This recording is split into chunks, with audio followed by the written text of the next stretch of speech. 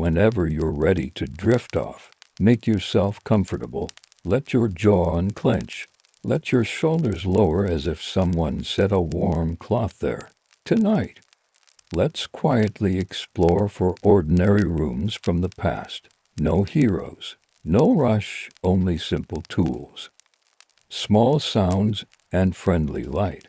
We'll begin beside the Nile with a reed pen and a low desk. Ink wakes from soot and gum. Papyrus gathers numbers and names. After that, we'll walk to a medieval ford where tubs and boards wait in the cold. Linen meets ashlar, and cream cloth finds a hedge and winter sun. Later, an Ottoman coffeehouse closes its door. Chairs tilt. A brass pot cools. A ledger takes one last neat line. And at the end, a Vermont Sugarhouse in late winter hums. Tin buckets ping. A shallow pan breathes pale steam over a brick arch.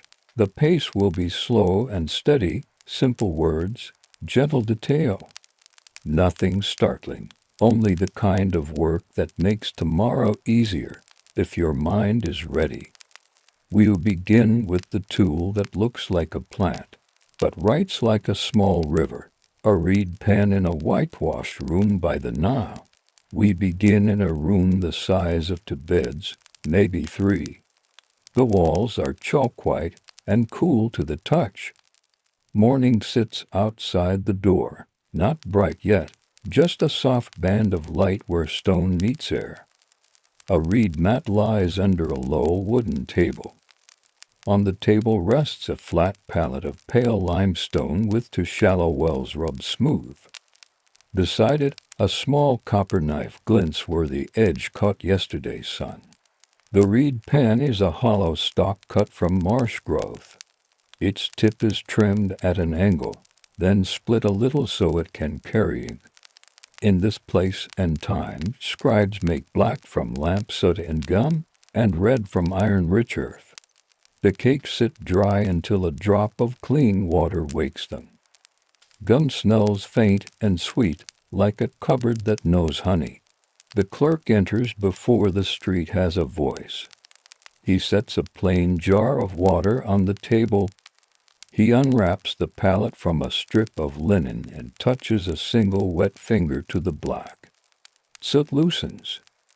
He circles the drop with the reed until the well turns glossy and deep. He tests the nib on a broken shard of pottery and astrakhan, drawing a short vertical, then a curve. The line sits on the surface of the astrakhan and dries in a breath. This ink does not bite into the fibers, as iron ink will in later ages. It rests like a guest, and can be lifted with a damp scrap if a stroke goes astray. He opens the shutters a hand's width. The river answers with a small silver sound. Palm shade moves, but does not speak. A jar in the corner keeps rolled papyrus upright, mouths capped with linen, and tied with string labels.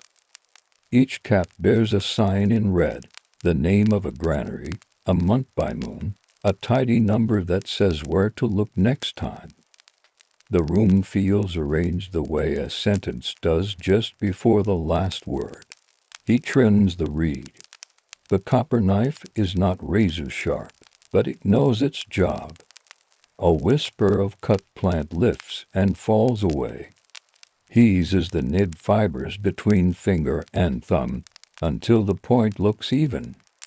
This tiny maintenance is part of the work. It keeps lines calm and keeps the wrist from pressing too hard. In many offices across centuries, the quiet care for edges, points, and surfaces saves hours that no ledger records. Today's tasks rest ready. A list of sacks moved from a riverside store, a receipt roll to copy into a longer account, and to small notices to send with a messenger. He begins with the sacks. The papyrus is light but springs against the hand with a grain that runs from left to right. He sets a small smooth stone at the page edge to hold it against its wish to curl. He writes from right to left, columns straight, numbers in their proper shapes, lines and coils, and he bone marks that stand for ones and tens and hundreds. The signs are simple to the eye and complete to the mind of this place. We might think of place value. He thinks of patterns that count straight when read aloud. The apprentice comes to the doorway carrying a small cup. He is a thin boy with careful hands. He places the cup by the water jar and watches the reed move. The clerk nods without speech and lifts a second pen from a bundle. He trims it and passes it over. The apprentice tests strokes on an astrakhan shard. He copies a line he has copied before. Do not hurry the hand. He speaks it under his breath, not as a charm, but as a reminder to the wrist and shoulder. Outside, sandals whisper along the lane. Someone passes with a basket of bread wrapped in cloth. A donkey snorts once, and then is quiet. The office keeps its own climate. Even when the world grows warm, the plaster cools air that moves. The clerk reaches for red. He wets the cake with the pad of his finger, not the whole fingertip, just the soft place that learns how much is enough. Red divides the page into sections and honors names. He places a small heading at the top, 2 words and a short sign. In a later age we might use bold. Here, red guides the eye kindly. He returns to black and draws a neat line beneath the heading, then begins a fresh column. On a shelf behind him, a narrow chest holds weights and seal cylinders. He opens the lid to be sure all lies right. A small duck-shaped weight sits beside a flat disc with a ring cut into it. He turns each weight over to check the base. He notes a nick on one edge and writes a brief line on an astrakhan so the steward can send for a repair. This is not worry. It is housekeeping for objects, the same habit that straightens rope and rubs a little oil into a door hinge. A man arrives in the doorway with a basket of clay jar caps and a roll to be sealed. The clerk looks up, sets his reed on a folded scrap so the nib will not drink dust, and stands. He takes the roll and reads the first lines in a quiet voice, moving his finger with the words. The roll carries numbers for wheat issued to workers mending a key. He nods, rolls it smaller, and presses a small pellet of damp clay onto the seam. He chooses a cylinder seal from the chest, a pattern of feather and grain, and rolls it across the clay. The design rides up out of the damp with a clean edge, a shallow river in relief. He hands the roll back. The messenger bows and steps away. Clay holds what the owner cannot carry himself, a promise that the hand who pressed the seal was here. The reed returns to work. The day warms an inch. A moth finds the cool wool near the window and rests. The apprentice has filled the water cup and now sits with a small stylus practicing neat signs on a coated board that can be wiped. He holds his elbow loose and moves the whole arm. The clerk watches out of the edge of his eye and gently repositions the boy's hand so the thumb sits lower on the reed. The improvement rewards both of them at once. Praise is a small nod. Progress is a quiet satisfaction that does not need words. He copies a line from yesterday's short receipt into today's long roll. He whispers each sign as the reed lays it down. Scribes in many ages keep their voice near their work. Sound ties mind to mark. His hand steadies when the mouth moves. He writes the name of the steward, the measure of sacks, the day by moon, the place by quayside. He draws a short symbol to close the entry, then begins the next. A breeze slips in. The flames in an oil lamp by the door lean and stand again. He moves the lamp nearer the edge of the desk to keep the nib's shadow from falling across the line. Light is a tool like any other placed, turned, and tended. In some large buildings there are water clocks, bowls with holes that mark out the hours by drips. Here, time lives in the floor's bright patch, in the length of the column, in the lamp's slow drinking of oil. He pauses to sharpen again. Plant fibers at the nib have begun to splay from honest use. The copper edge lifts a sliver. The reed breathes easier. He rinses the tip in a dot of water, wipes it on a cloth corner, and sets it back into black. The well is glossy. The line flows again. Good tools keep a relationship with the hand if the hand keeps faith. He labels a string tag for a jar that will hold today's rolls. Red at the top, black below. He threads the label under the linen cap so it rides where fingers can find it. He draws a tiny mark, only he uses it, that shows which way to pull when the cap is tight. This little favor is for the future self or for a colleague who will come after. Many offices in many centuries live on such considered crumbs left in the right places. A gecko taps once on the plaster near the lamp, and then goes still. A boatman's call wanders up from the river as if it had no address and did not need one.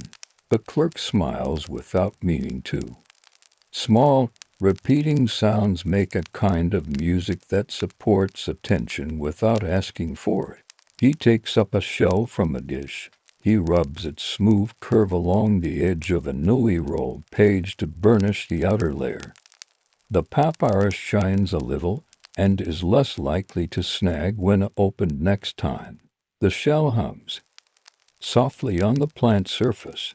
It is a domestic sound, like smoothing linen or turning a millstone, not loud, but complete. A potter's shard carries a quick list for the afternoon.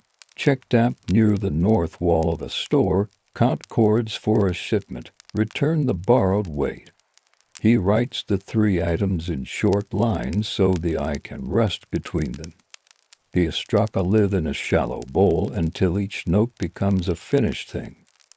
Then the shard can be wiped and reused or pressed into service as a door wedge. In this room, even fragments keep jobs for longer than one day. He lifts his cup and drinks. Water in this jar smells faintly of cool clay. He rubs the base of his thumb with the knuckle of the other hand to wake the joint, not because it hurts, because it should not stiffen. He sets the cup down and draws the red for a new heading, the reed. Sips, then sings a small line. Midday creeps toward the doorway like a pale cat. The bright patch on the floor lengthens, then pauses as a cloud drifts. The clerk places the oil lamp farther from the edge of the desk. Daylight does most of the work now. The plaster holds a last coolness. The reed moves again. Easy as breath, he turns from green numbers to short notes that will follow bundles and jars. On a narrow strip of papyrus he writes a brief tag for fiber cord. The cord is measured by arm and elbow habit more than rule and wound on a wooden pen. He notes the length and the man at the key who took it, then ties the tag with a thin twist of linen. Tags are small mercies to memory. They see a future hand and say, "Here's what I am." A messenger returns with the roll sealed earlier. He has a spot of river mile on his ankle and a crease of salt at the rim of his lip. The clerk offers him a sip of water and feels the weight of the roll. Clay is still firm, the impression reads clean. The man explains that the steward asked for a copy for the granary wall. The clerk nods. He places the roll on a smooth board, unbinds the little cord, and reads the lines as he copies them onto a new sheet. He leans the reed just enough to leave a dark, even track. When the copy is done, he presses a small stamp seal, this one carved under Beetle's belly with a sign for his name. To us it might look like art, to him it is the quiet door by which responsibility enters and leaves. The apprentice has finished a practice panel and now trims envelopes from old scraps. He uses a bone folder to set a crease, then closes the fold with a finger damped in plain water. The boy's tongue peeks out in concentration. He hums under his breath. The desk gains a small stack of clean, square packets ready for notices and receipts. Nothing goes to waste here. Edges have second lives. Outside, the river steps closer to noon.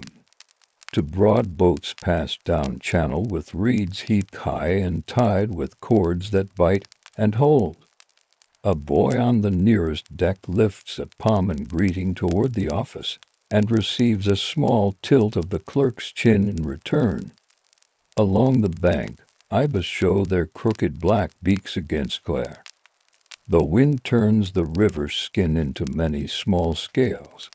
The clerk rises, flexes his fingers, and wraps the working roll with a strip of linen so dust will not find the fresh black. He reaches for the little board with 3 items written on yesterday's shard. Inspect the north storeroom for damp, count cords set aside for boat repair, and return the marred weight. He takes the duck-shaped weight in his hand heavy, and neat and slips the shard into the fold of his belt. He tells the apprentice to leave the window a hand's width wider and to set the red and black cakes to dry on the sill while they walk. The store sits facing a courtyard where baskets of straw lean against a low wall. Inside, jars stand like short columns, close-shouldered and calm. Linen caps hold by cords and clay. Along the base of the north wall a darker band shows, to palms high. Rain last week pushed under the plaster at that corner. The clerk kneels and presses his fingertips to the band. It feels cool. He does not frown. He notes what he feels on a fresh Astrakhan. North wall lower course damp praise jars 1 course by day's end. He draws a small square meaning brick and a short line meaning 2. The steward, reading later, will know what he means. Brick platforms, too high under the front row. He and the steward lift 1 jar together and set a flat brick beneath the base. Jar, brick, brick. The rhythm is simple and kind to backs. The apprentice carries a basket of pebbles to wedge the wobble where a bass rings. They use pebbles like punctuation, firming what would otherwise lean. The steward thanks the clerk with a small word and a bigger look. Quiet fixes prevent loud trouble. They carry the nicked weight to the metal worker's doorway. The man within is kind to small tasks. He chalks the weight's edge where it needs smoothing and promises to return it before sunset. Some shops keep a line of credit in their heads. Others carry a small board with tally nicks. The clerk lifts the board from a peg 3 notches for 3 repairs this month and adds 1 more with the tip of his knife. He will make the line in the ledger later. For now, a notch holds truth. Back in the office, the apprentice has set the cakes to dry like 2 small moons on a folded cloth. The boy has also wiped the palette wells with a damp scrap. He did not touch the knife. He knows edges sleep safer wrapped, and he left it so. The clerk approves the palette with his eyes and does not speak. He lowers himself to the mat and sets the roll on the board again. Bread and a fig writhe in a cloth from home. The bread is round, seeded here and there, and the crumb smells faintly of date. He tears a piece and holds out the other half to the boy. They eat without ceremony, drinking a low cup of beer that sits cool and smoky at the back of the tun. He swallows and wipes his fingers on a square reserved for food. A reed pen does not like fat on the nib. The gum binds better to clean fiber. Small rules keep work gentle. He turns to names. A labor list from the key lies ready to be copied in tidy order. Names compared with measures. Oil issued, loaf counted, linen allotment noted for patching a cloak. The clerk speaks each name quietly. Some names carry old meanings: lotus, strong-armed sound of joy, but the clerk thinks less of meanings than of straight columns and fair shares. He writes the measure marks with care, notches for jars, loops for loaves. The apprentice listens to the sounds and learns where the mouth rests between words so the hand can breathe. Between lines, the clerk draws small red ticks to separate households. Red does not preach here. It guides. He drags the flat side of the nib across the papyrus to make a band as thin as a hair, and the page looks calmer once. He adds a symbol that shows the list is complete, something like a closed gate. In rooms like this, people make their own small alphabets for closure and begin again with their own marks for open doors. He prepares a fresh sheet cake from lamp soot.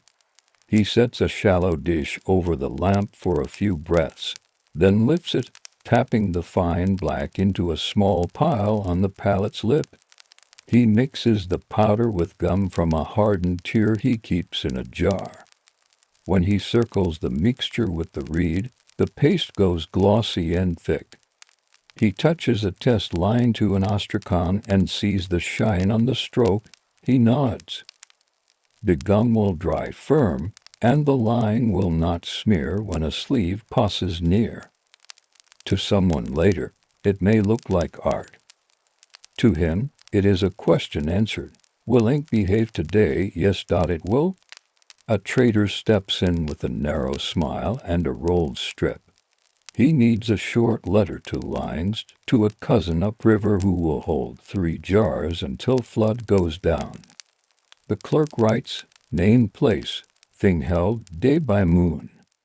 He uses a polite word at the end and adds his seal impression beside it. He sands the wet lines lightly with fine grit, then blows once to lift the dust and leave the stroke dry. The man touches his forehead in thanks and leaves a small coin-shaped token in exchange.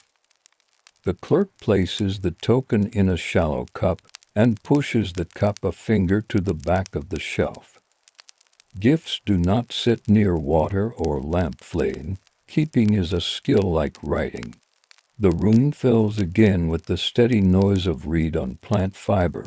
A gecko taps once near the ceiling. The apprentice copies the sentence that has become his habit. Do not hurry the hand.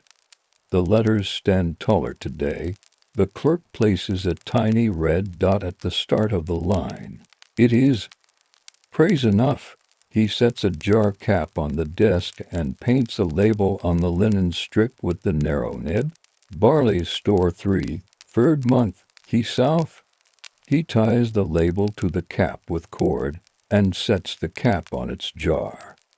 He runs his finger along the rim to feel the seal line where clay will sit later.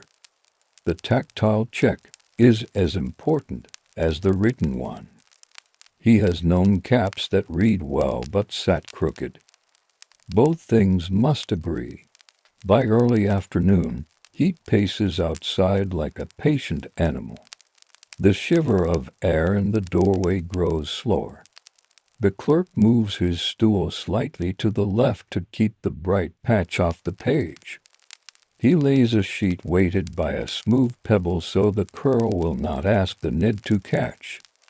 He turns the page as the column fills, not with a flourish, but with a small lift, like turning bread on a griddle. He adds a final line to the labor list. Cons made, shares set. He draws the closed gate mark in red and lifts the reed to rest. He sets the roll aside on a clean board and places the smooth stone across its corner as a sign to himself that this is the place to return if the door calls him away.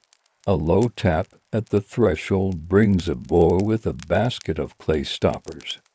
He needs two labels for wine, one sweet, one less so.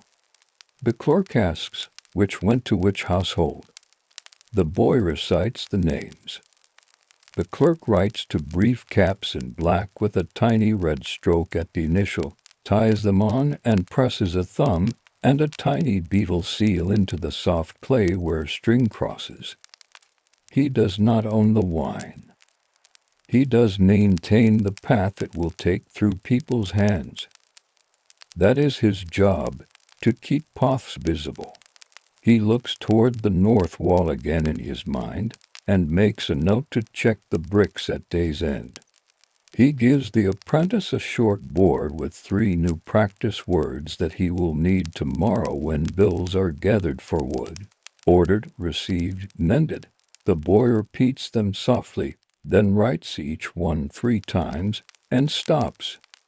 Not 10.3 well made is better than 10 that go crooked. The clerk drinks the last of the beer and pours a little water into the lamp dish to settle stray soot.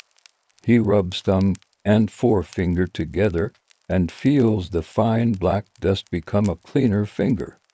He wipes his hands on the cloth kept for this and returns it to its peg. Every surface has a place to return to. The room stays calm because things go back to where they belong. Outside, a boat scrapes softly against a post. Inside, the reed rests on its folded scrap, nib away from stone. The palette glows like a small pond. The boy's breath steadies as he copies a careful curve. Afternoon lays a warm hand across the lane. The white wall outside the doorway throws back light like a quiet mirror. Inside, the shelf shadows get longer and softer. The clerk ties his belt once, lifts the smooth stone paperweight from the roll, and slides the Astrakhan note into view. 3 small tasks wait, written in a tidy column. He tips his head toward the apprentice. "Bring the cord ledger," he says, voice low. The boy nods and gathers a narrow roll bound with linen thread. They step into the brightness. Heat smells of dust, river skin, and faint palm resin. The key sits a short walk away, where barges press shoulders to the bank. Rope creaks. Poles bite mud. A steward waves a palm and points to stacked coils laid in the shade of a wall. These cords will mend a ferry's rig and lash reed bundles. The clerk kneels. He measures with a practiced arm span and a marked reed. Some tally by knots in a measuring rope. Here a scratched cubit stick, and the forearms serve well. He counts lengths into groups, calling a soft number at each finish so the steward hears. The apprentice marks on the roll in clean signs, count, bundle, place. Chalk touches coil, and so each group answers to a number at a glance. A jar cap lies near, scuffed from many hands.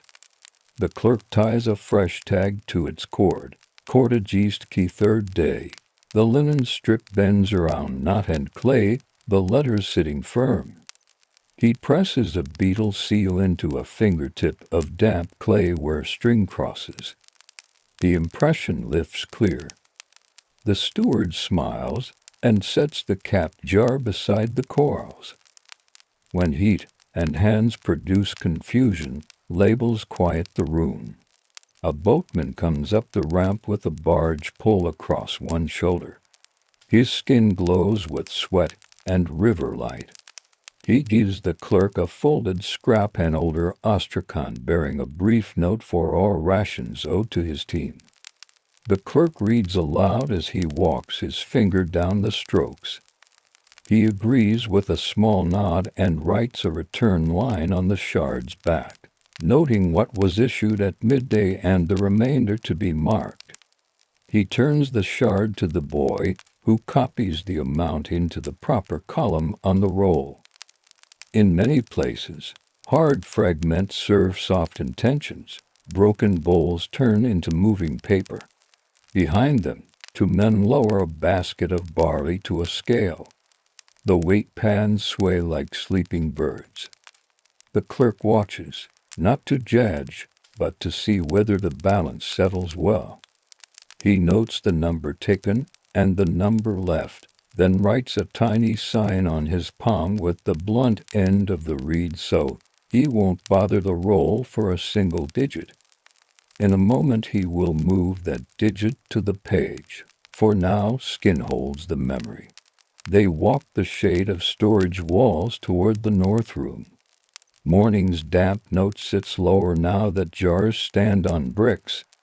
He touches the plaster again, cool still, but less bold than before.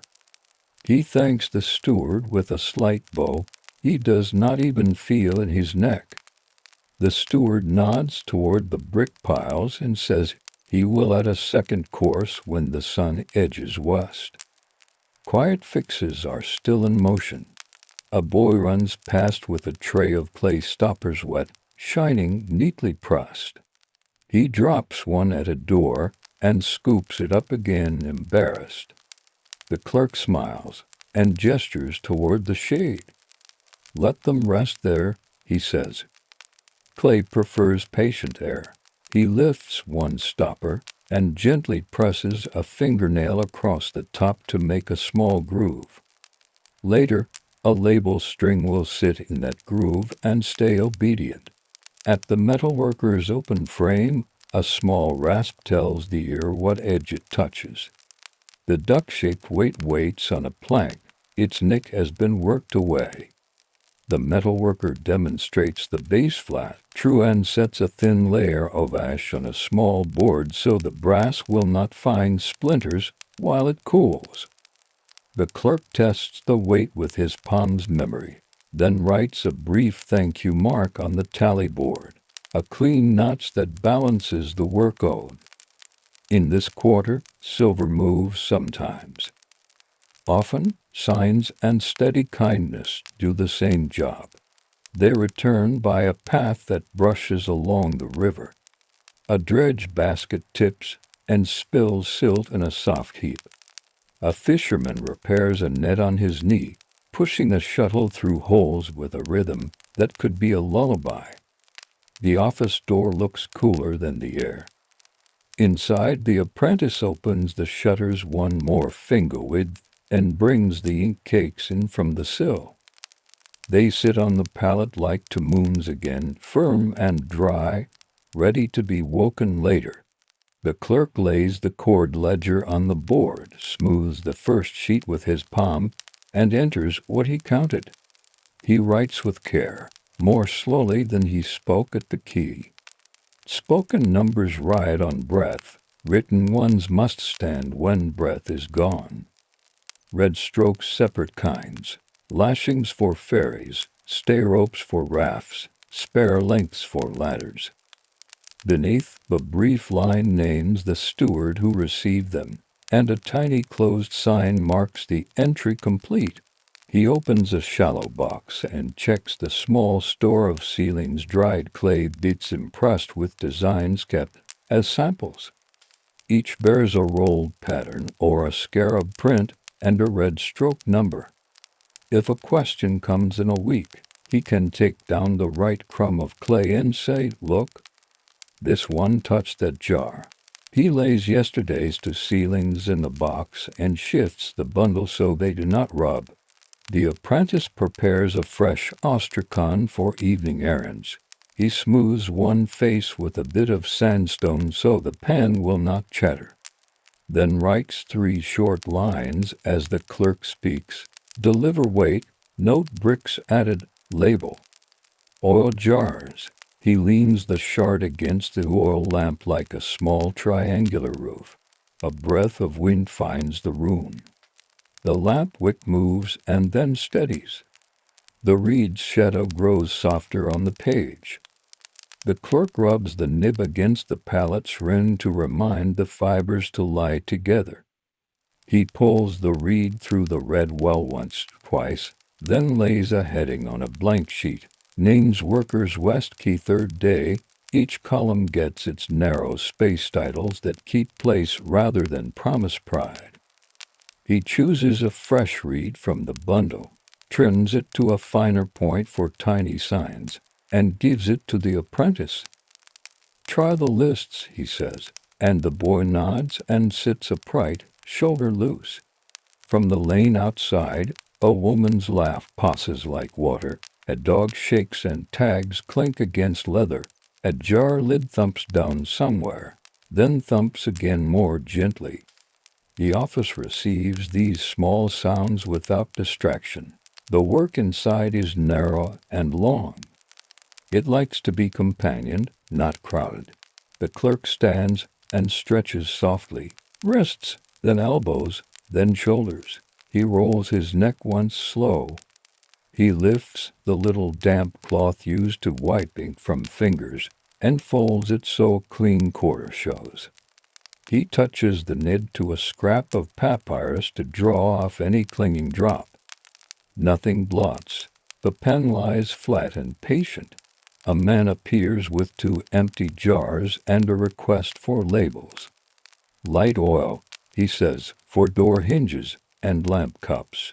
The clerk writes to neat caps in black and adds a quick red dash on each, not as decoration, but so a hand in dim storage can tell them from wine at a glance. He ties the cords, presses the miner's sign into the soft clay with the end of a stylus, and hands them back. The visitor thanks him with a nod and a small date cake from a cloth. The clerk breaks the cake, shares with the apprentice, and sets the crumbly sweetness on his tongue to dissolve while the reed dries. The bright patch on the floor has moved to the far wall. Warmth feels rounder, less quick. He checks his palm and remembers the single digit he wrote there for barley. He moves the digit to the roll and licks a finger to lift the dark trace from skin. The small habit keeps larger notes honest. Toward evening, the river breeze grows more certain. The clerk pulls the lamp closer and trims the wick with a bronze pick. Flame narrows, then lengthens to a convex shape. He breathes out and feels the room turn from day to work light without hurry. This is the hour he likes for closing lines. Memory is full and not yet heavy. Ink glows. He reviews the day's board of scraps. One shard leans alone. Return borrowed cord measure. He opens a drawer, lifts the thin rope with knots set to cubits, and winds it onto its peg. He slides a bit of reed under the coil so it won't bite itself as it dries. The tool looks pleased. If a tool can feel such things. He draws the long roll from the morning's list poured in. He reads each entry with a low mouth, not loud, not a whisper. He finds a single place where a red stroke will help the eye tomorrow when the steward checks the share for a certain crew. He adds the mark. He draws a small gate sign at the roll's foot, and below that a smaller sign that belongs to him alone, to strokes at right angles, the quiet promise that he went back and looked. The apprentice stows the pallet, leaving the cakes in their wells but setting the stone on the board so nothing will tilt if a breeze breathes in. He wraps the knives in linen. He bundles the reeds by length and ties them with a twist of fiber so the tips will not quarrel in the night. He blows across the oil cup once to settle the wick smoke. He lifts the waste bowl with used water and tips it in the courtyard where a thirsty patch of dust kisses it away. The clerk lifts the jar of rolls, slides into day's finished work, and ties the cap string in the way he prefers, one loop that answers to a thumb more kindly than to a tub. He sets the jar mouth to the wall where sun will not find it early. He presses his hands to the desk with flat palms and feels the stone coolness come up through skin. The day's heat leaves his fingers. Ink on the last page looks like quiet heels. In a moment he will look once more at the North Store bricks and the steward's new course.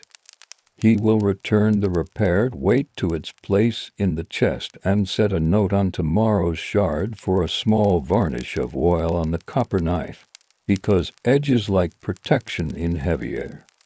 He will pull the shutter 2 fingers closer, so the night will find only a narrow path into the room. For now he rests the reed on its folded scrap and listens, a lapping at the key, sandals in the lane, the small cluck of a gecko swallowing. The lamp makes a steady shape on the wall. Twilight steps into the lane the way a careful guest comes, through a doorway without hurry, shoulders narrow, bringing a mild breeze with it. The white plaster outside cools by degrees inside. The lamp's small leaf of flame becomes the room's anchor. Shadows lengthen to soft ropes that tie. Shelf to wall. The clerk lifts the jar of finished rolls, slides off the linen cap, and draws out the one needed for copying. The steward asked for a wall copy at the quay so both crews can see their shares without asking in the morning. He lays a fresh sheet of papyrus on the board, weights the curl with a smooth pebble, and wets the black well with 2 small circles of water. The reed's nib drinks, then gives back a steady mark. He plans the page with his hand before his hand makes it, a red heading at the top, 3 narrow columns below, a closing mark at the foot. The heading comes first. He wakes the red cake with the soft pad of his finger and turns the well glossy. The reed lays the title across the top like a gentle stripe. Red here is not a shout. It is a path for the eye. The same way a line of pebbles shows where a foot should go in a dim yard. He writes the columns in black, speaking each name and measure in a calm voice that keeps the wrist honest. The apprentice sits opposite and reads from the source roll in a low tone a half-breath ahead. This small echo helps the clerk hold place. In rooms like these, copying is not a race with a shadow. It is the joining of 2 voices to be sure one line becomes another without losing a pebble. A moth finds the lamp and circles once, then settles on the cool wall. The reed moves. The papyrus keeps its faint roughness under the hand, the fibers running left to right like a field cut in tidy rows. The clerk does not force the pen across the grain. He leans the nib so the split rides with the plant, not against it. In many periods, tools and materials talk to each other in this way. People who listen save their wrists. He pauses to add small red ticks that separate crews. He draws a thin horizontal to keep numbers from wandering into names. The page breathes. He adds a brief note in the margin, only 2 words to guide eyes that will scan at arm's length in morning light. These tiny helps do not ask for thanks. They simply make the day lighter for someone who will stand here later with tired feet. The apprentice warms a lump of clay between his palms. He rolls it flat with a small reed and lifts it with the edge of a knife. The clerk presses the staff seal a long pattern of grain heads and bird feet into the little slab and sets it at the bottom of the copy. Play cools to memory. He lifts the sheet and lays it on the board edge to dry.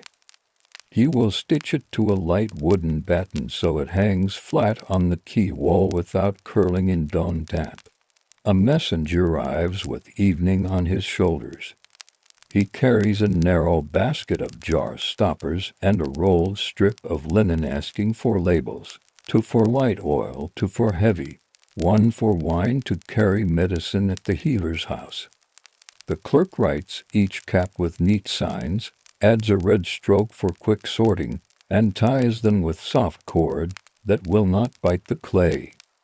He presses the small beetle under his thumb into the crossing cords and returns the basket. The messenger leaves a dried fig for the apprentice and goes. Courtesy here is quiet and reliable, like the river's pull. The repaired weight rests on the desk a moment, warm where the metalworker's hand carried it. The clerk rubs the base with his thumb and feels how true it is. He opens the chest and returns the weight to its friends with a soft metal whisper. He drops the tally stick notch he owes into a small jar, then writes a 2-word reminder on a shard to oil the scale tongue tomorrow. Tools that are touched with care answer for yours without argument. He lifts a shell from a dish and burnishes the margin of the new copy so the outer layer lies flat. The shell hums a low sound against the papyrus. Near the door, the apprentice cuts to tiny slits at the page's top corners with the copper knife. A thin cord will pass through there and tie to the batten. He smooths the slits with a forefinger so they will not tear at the first tug of morning breeze. They step outside with the drying sheet when lamp smoke becomes a little too talkative. Evening sits blue on the river. At the quay wall, a pair of nails waits where notices rest in season. The clerk passes a cord through the slits, ties the knots he always ties flat and easy to untie, and taps the batten level with 2 soft knocks. He presses the clay seal at the bottom with his whole hand so it makes good acquaintance with plaster. He steps back and reads once from where a boatman will stand. The letters sit clear. He is content. On the way back, he stops at the North Store. New bricks raise the jars a hand higher. The steward's men have wedged pebbles under wrens that wanted to rock. The damp line looks tamer. He points with his chin. The steward nods and lifts one jar to show the clean ring under it. Quiet. Agreements hold the room. The office welcomes them with cooler air and the faint sweet of gum. The apprentice has already unwound a fresh twist of fiber for tying tomorrow's labels. He puts the knives away with blade edges nested in cloth and points tucked safely into a fold. He lays the reed bundle by size, long then shorter, than the stub saved for tiny marks. A place for everything is not ceremony here. It is rest. The clerk prepares one last task for the lamp hour, a tidy fair copy of the labor list to send upriver by boat. He chooses a sheet with a good, even grain and lifts the black well out of habit. The reed draws a steady column. He adds the small sign that shows the roll as part of a series and numbers it in his own house fashion, nothing grand. Just a pair of strokes that tell a future clerk which jar to reach for when the steward says. Third, scribes often kept private systems that lived alongside official ones. Both together made the filing live. The apprentice places the day's ostraka in a shallow bowl, the finished notes face down, the 2 open ones face up. He breathes on the lamp and trims the wick once more so the flame becomes pear-shaped again. He looks toward the door, and sees night arrive as a darker, kinder rectangle. He smiles without speaking. He is learning to like this hour, when the room's own light makes a small island. A beetle taps the sill. The clerk picks up the cylinder seal for a moment and turns it in his fingers. He rolls it over a scrap of dampened clay and watches the tiny whirls stand up, feathers, graying little feet. He wipes the clay with a wet finger to soften the edge and sets the scrap to dry. These little impressions, the ones not sent out, go in the sample box. They are the office's memory of its own hand. He closes the main roll with a red gate mark, and beneath it, the small right-angle sign he uses to tell himself seen again. He breathes in once, slow. The lamp draws a neat oval on the stone and sets warm light in the palette wells. The reed rests a heartbeat. Then he lays 3 closing lines for the day on a narrow strip, counts made, stocks placed, cheers posted. He ties the strip around the outside of the jar with finished work. Tomorrow morning, that strip will greet him at a glance and save a handwidth of searching. The apprentice yawns into his sleeve and then looks apologetic. The clerk shakes his head and smiles. He shows the boy how to wrap the reed bundle so the tips do not press. He folds the cloth in thirds, not halves, so the weight sits across more stems.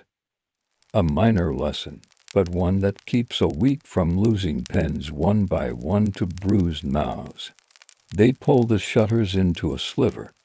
Night air threads the room. The gecko works its small territory along the wall and finds what it needs. The lamp lowers again with a quiet trim. The clerk dips the nib, writes a single name on a tiny cap for a jar of charcoal crumbs kept for correcting charcoal, lifts a blot of brush lightly over it and sets it on the shelf. He checks the door latch and runs a hand down the wood as if greeting a friend who will wait. He slides the copper knife into its sleeve. He places the smooth paperweight stone at the far corner of the board so morning will begin by moving it, a ritual that says start here without saying anything. Outside, the key gives back small sounds to the dark. Rope shifting, a jar clink, the slippered step of someone late. Inside, the ledger jar wears its label. The palette gleams wet, and the reed tips sleep with their mouths closed. The apprentice leans on the threshold and looks at the square of sky, dotted like a spotted egg. He cannot see the river from here, but he can feel its cool along the lane. The clerk blows the lamp once and lets it recover to a lower leaf. He listens for a breath to settle between walls. He stands still until the whole room feels like a chest that has just exhaled and is ready to rest. Then he nods to himself, not as pride, only as a signal that this part of the day has taken a good shape. Night gathers its soft edges along the lane. The square of sky in the doorway darkens from blue to a smooth, deep gray. The lamp's small leaf of flame becomes the master of the room. It paints a warm oval on the limestone palette and turns the reed bundle into a tidy little hill of shadows. The clerk stands for a moment with his palms flat on the board. It is not a prayer, not exactly. It is a pause that lets the day find its level. He looks once around the room the way a boatman looks along a rope before he sleeps, checking not with worry, only with the habit that keeps tomorrow easy. He starts with the palette. He circles a drop of water in the black well and leaves a thin sheen that will dry to a friendly skin by morning. He does the same for the red. Cakes that sleep with a kiss of water wake quicker, and the first line of the day arrives without scratch or scold. He wipes the rim with a corner of cloth, folds the cloth back on itself to hide the stain, and hangs it from its peg to dry. The bundle of reeds gets a careful wrap. He sets the longest on the outside, and the short ones inside the roll so their cut mouths will not knock each other at a turn of the cloth. A small twist of fiber ties the bundle without biting. He tucks the knot under itself the way his teacher did a long time ago, so it will not leave a raised place to press into the stalks. Tools remember kindness. He opens the sample box one last time and counts ceilings with his eyes. The tiny clay crumbs, each pressed with a pattern, lie in shallow rows like little breads on a tray. Today's two, one from the wall copy, one from a wine cap go in at the end. He slides a sliver of papyrus between the new ones and their neighbors to keep the patterns crisp. He closes the lid, smooths the grain with his palm, and sets the box back on its shelf. The apprentice brings the jar of finished rolls. The linen cap is tied, the string gathered into a neat, flat knot. The boy passes it two-handed, not to show ceremony, only because a jar that carries words should cross the air with respect. The clerk tips the jar to catch the lamplight on the label, a red mark for series, a black mark for the house, the small sign he draws when a set stands complete. He smiles a little with one side of his mouth and lowers the jar into the chest, where other days sleep in order. He checks the little bowl of astrakan near the lamp, only to face up, oil the scale tongue and cord measure on peg. Both for morning, he adds one more small line, north wall look after sun. He turns the bowl so the three open notes sit nearest the hand that reaches first. In this room, the hand often knows more quickly than the head. He lifts the copper knife from its sleeve and rubs a breath of oil along the blade. The edge flashes and relaxes. He slides the knife back and slips a folded scrap of linen under the handle so the bronze will not kiss the stone and grow spotted. Metal likes to feel alone when the air is heavy. A soft knock. The steward appears at the door with his shoulder against the frame, not to lean, but to say I am half in and half out. He asks whether the wall list rests on its batten. The clerk nods once. It reads from the key, he says. Read at the top. Name straight. The steward thanks him, not with a speech, but with the smallest show of teeth and a hand to his own chest. He leaves the smell of river air behind him like a thin scarf. The lamp sputters for a heartbeat. The apprentice trims the wick with the small brass shears and coaxes the flame back to a clean pear shape. The clerk approves without a word. He takes the cylinder seal in his hand and turns it once, then sets it on the folded cloth where it will not roll in the night. He covers the clay cup that holds the beetle sign and ties the cover with soft thread. He sets the small smooth stone in the upper corner of the board, the sign he uses only for himself. Tomorrow begins here. He draws the shutters into the width of a reed. Air threads through in a long, cool strand. A gecko, confident and quiet, moves from lamp's reach to the darker wall. Somewhere in the lane a potter turns a wheel. The faint rhythm comes and goes like breath. Farther still, a man calls a short line to a friend and receives a short line back, as if language is a rope that does not need to travel far tonight. He unties his belt and readies it a hole looser. He lifts the narrow water jar and drinks a slow mouthful, tasting the clay again, and the dust that settled from a day with open shutters. He pours a finger of water into the lamp while to quiet a bit of soot along the rim. He dries his fingers on the food cloth. not the ink cloth habits keep surfaces on a stand hangs it too. The apprentice rolls up the practice panel where his careful lines from the afternoon stand like new reeds along a bank. He smiles without pride and tucks it into the slot on the shelf where practice lives. He yawns once into his sleeve, then looks to the clerk for the sign that says the day is done. The clerk nods. The boy steps to the threshold, bows a little in the way of his house, and goes sideways into the lane so his heel will not brush the sill. He takes the warm end of the day with him. Alone for a breath, the clerk picks up one reed from the bundle and lays it across his palm. He remembers the marsh where such stalks grow, the rasp of a blade against green, the crackle when cut stems dry in the sun, the smell of river and sap and a little mud. He thinks of how plant and stone and hand make words for other hands to hold. He lays the reed down and lets the thought go, the way a boatman lets a knot fall when the pole bites mud just right. He draws the lamp nearer the doorway and lifts the latch. The night meets him with cool along the arms and a low scent that is part water, part dust, part crushed leaf.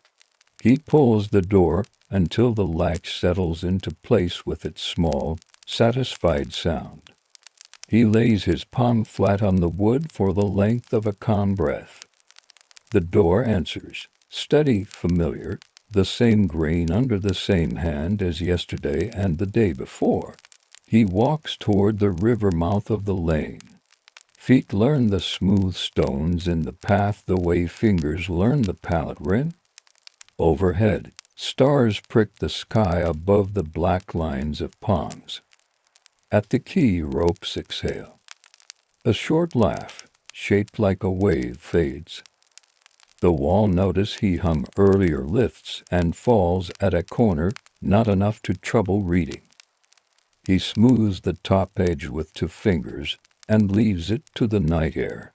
He sits on a low step and listens to the little city of evening sounds. The wooden throat of a wheel at the potter's yard. The mutter of a donkey into its manger. A clay stopper settling into its place with a padded thump.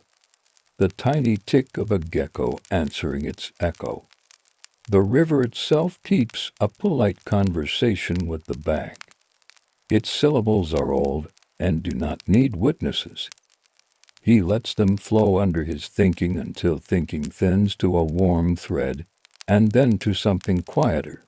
If this seems an excess of care burnishing edges, tying flat knots, setting stones at corners, remember that in many centuries ordinary work rests more on habit than on hurry. A small economy of motion and a few thoughtful marks keep a long day from asking too much of the body. The room tomorrow will greet him with things already leaning the right way, and he will answer with a reed that wakes into gentle turns. He rises, turns back once to see the faint, single-leaf glow through the shutter's narrow eye and walks home, shoulders easy. Behind him, the office holds its shape, as if cupped by both hands. The jar of rolls breathes cool, the palette dries to a thin mirror, the reed tips sleep unbothered in their cloth.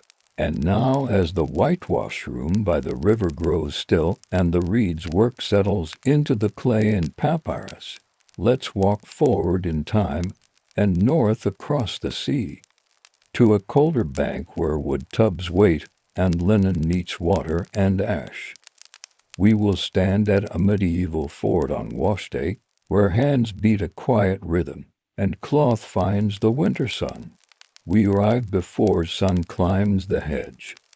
The road sinks toward a shallow stretch of river where cart wheels know the firm stones. Frost lies on the grass in a soft glitter. Breath hangs. The ford keeps a mild voice, stones speaking to water. Tubs come first. 2 women ease a broad wooden vat from a handcart and set it near the edge above the splash. Another brings a narrower tub with a plank across its mouth.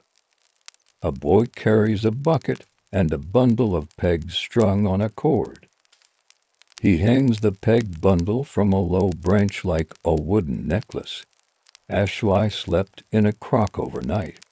It looks like cloudy water and feels slick between the fingers. They pour it into the largest tub, then ladle river water to temper it. A stick stirs clockwise. Foam gathers in a quiet ring.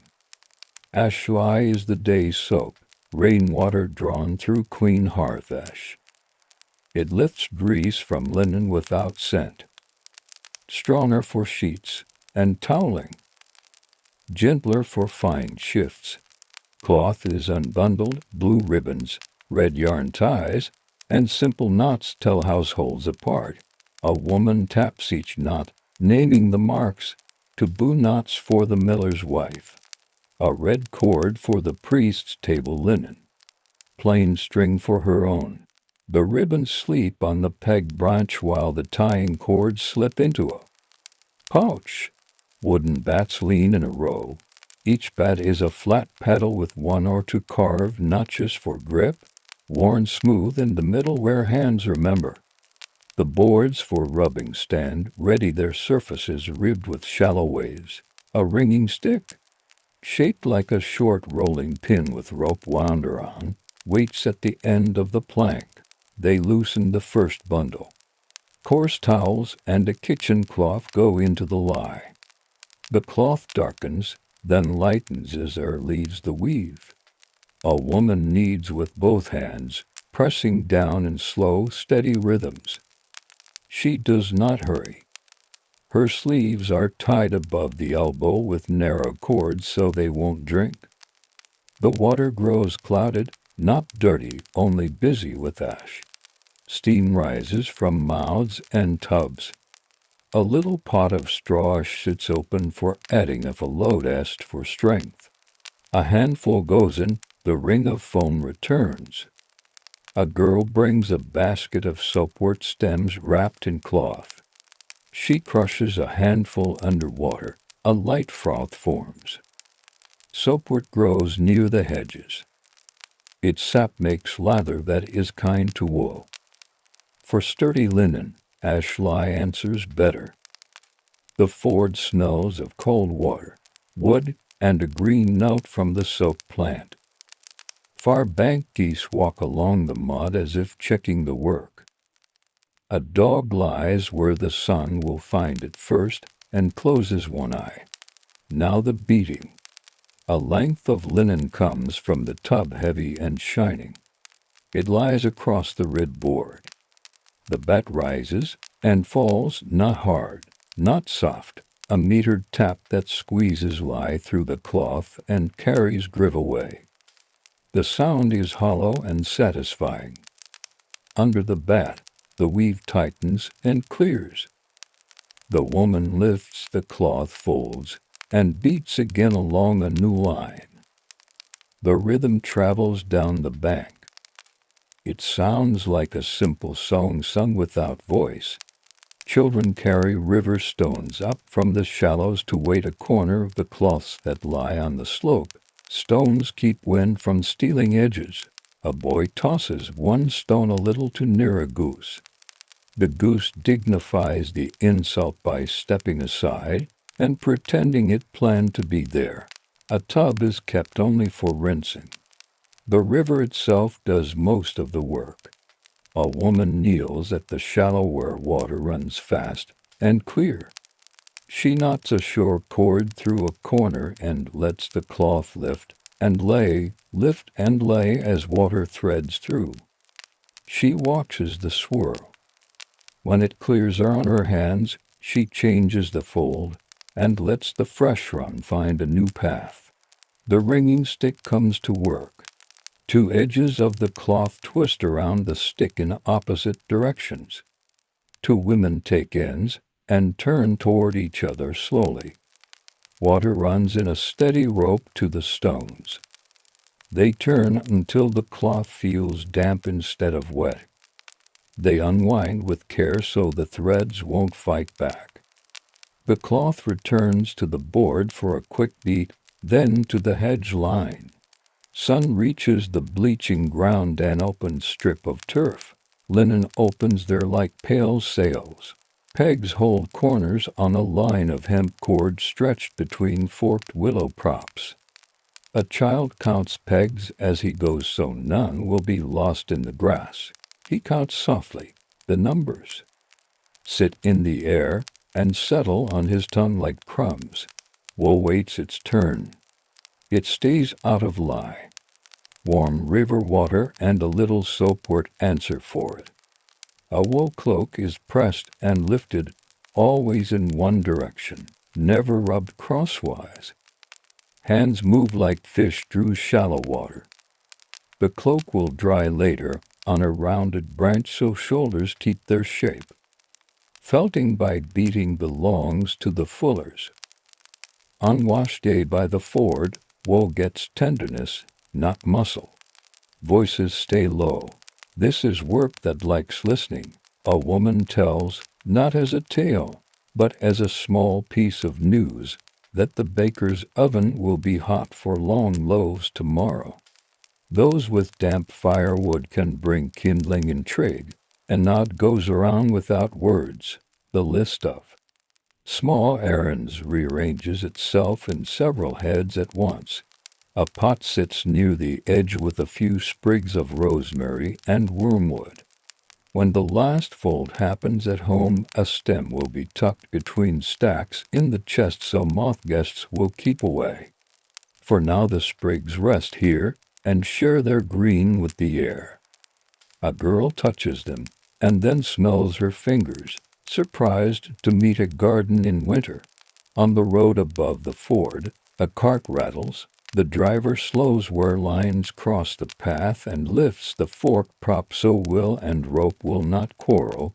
Habit holds the lane. No one asks. He knows the day's shape.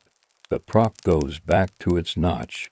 The line sings a little tune when it tightens again. A small repair happens between beats. A towel hem shows a loose thread. A needle comes from a pouch, a length of unbleached linen thread follows, and small, even stitches make the edge whole. The worker bites the thread to finish and presses the knot flat with a thumb. The towel re-enters the day as if nothing had happened to it. The sun lifts another hand. Frost in the shade melts to clear beads along grass tips. A kettle warms near a little breezier where twigs burn low. There will be a sip of beer and a heel of bread soon. For now hands keep the rhythm. Soak, beat, rinse, ring, lay. The sound at the ford is a woven thing. Bat on board, water over stones, peg bag clicking, a laugh pressed small so as not to drop a fold. Clothing speaks its time without trying. Women wear wool kirtles under stout aprons. Cuffs are rolled. Coifs catch hair and keep wind from worrying it into the eyes. Shoes are thick-soled and dark at the toes from old walks on wet paths. A boy's cap shows a bit of blue yarn pushed through its edge last week, a gift of leftover thread. Winter adds shawls. Summer puts shawls away and sets a hat in their place. Today carries both, the braid of cold morning and the promise of sun on cloth. Rules for this place are old and simple. Wash upstream from the tanner's drain. Beat on boards, not on stones that keep the ford smooth.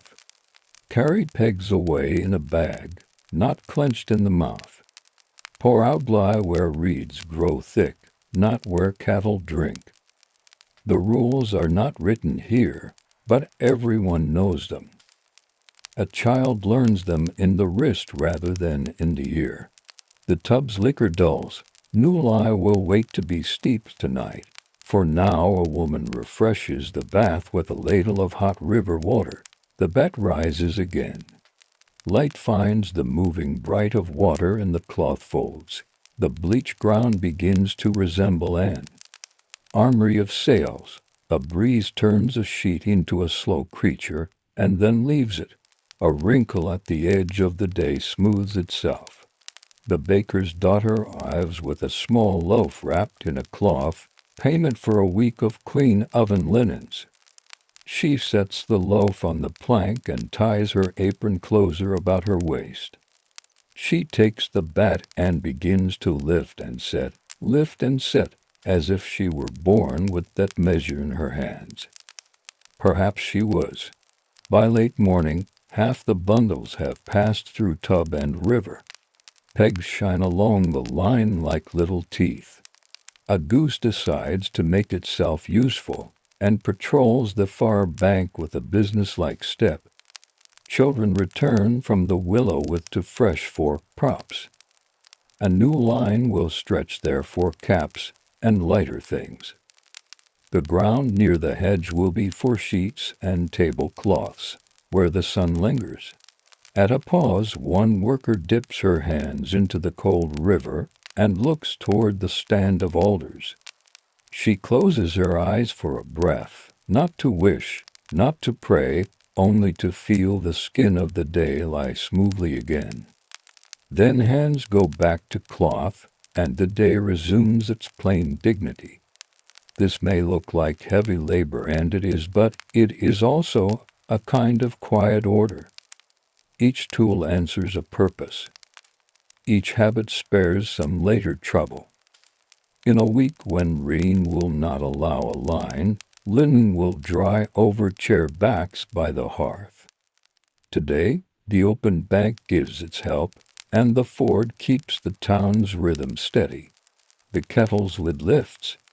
Heat sends a small cloud into the cold. A cup goes around. Fingers wake. Pegs click in a new place on the cord. Work continues with a hum in it, one the river approves. The day folds itself small and neat between the beats of the bat. Midday draws a bright line across the bleaching ground. The frost has retreated into the hedge's shadow. Grass springs back where feet passed earlier. Cloth lies open like quiet water. The air holds two scents at once, cold river and warming linen, that clean, papery breath that comes when sun touches flax. The women sort the next heap with hands that know weight and weave. Fine shirts and kerchiefs have their own small tub. The liquor here is gentler water sweetened with soapwort, and a little stale urine saved in a covered jar. It sounds strange today, but in many towns urine served as a mild mordant and cleanser. It was common and unremarkable. A few thin caps, stitched in tiny backstitch, float and sink. Fingers coax soil toward the edges, not the middle, so it can slip away without lodging deeper. A wool cloak waits on the plank. It is thick, gray-brown, with a stitched hood and a line of repair at the hem that looks like a soft ladder. Wool dislikes rough handling when wet. Two women work together, palms flat, pressing from neck to hem in one direction only. They lift, turn, and press again. The cloak keeps its shape by being moved as if it were a sleeping child, firm but never jolted. When the water clouds a shade, they lift the cloak or off and refill with warm. The soapwort froths kindly. No bat touches wool today. On the bleaching ground a girl reads the sky the way another might read a page. She moves the tallest props a little farther apart so air can thread better through broad sheets. Pegs, counted at morning, continue their quiet arithmetic. Each piece hung means to pegs used or for if wind begins. A boy keeps tally with a string of walnut shells in his pocket, one shell moved for every 10 pegs taken from the cord. He likes the feel of this math. Walnut shells click lightly when his hand tests the count. Lunch is simple and quick. A basket opens to show a heel of rye to small onions, a wedge of cheese that sweats gently in the sun, and a little crock of ale. Knives are wiped on the same corner of a cloth, always the same corner, so that grease keeps to one place. A woman pours a capful of ale into the lye tub not to flavor it, a small joke, then drinks, and wipes the cup rim with thumb and forefinger. Someone mentions the baker's news again. Someone else says the thatcher needs straight willow switches by week's end. These notices settle into minds that plan without writing. Work resumes with lighter things. A kerchief is turned over the board and patted into smoothness with the flat of a damp hand. A shirt is checked at the gussets where stress lives. The seam holds. A tiny tear near the cuff receives to neat whip stitches from a needle kept in a little roll with colored threads. The needle goes back at once to its place, tucked under a tiny strip of leather so it will not poke through. Small tools are treated like guests of honor. They make heavy tasks lighter by a quiet degree. A man from the fuller's yard passes with a pack on his back.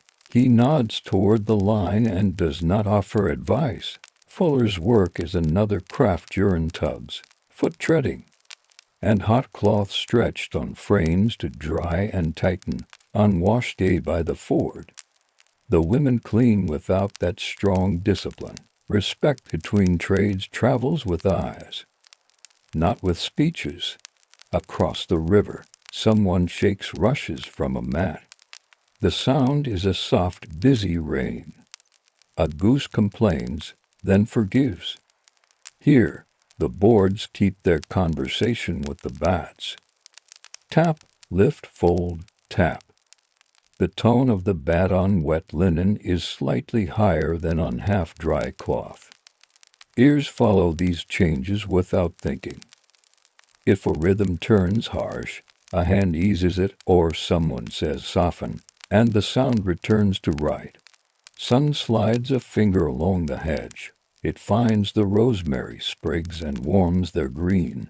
One woman plucks a bit, rubs it between her palms, and brushes it lightly over the edge of a folded towel before laying the towel on the grass.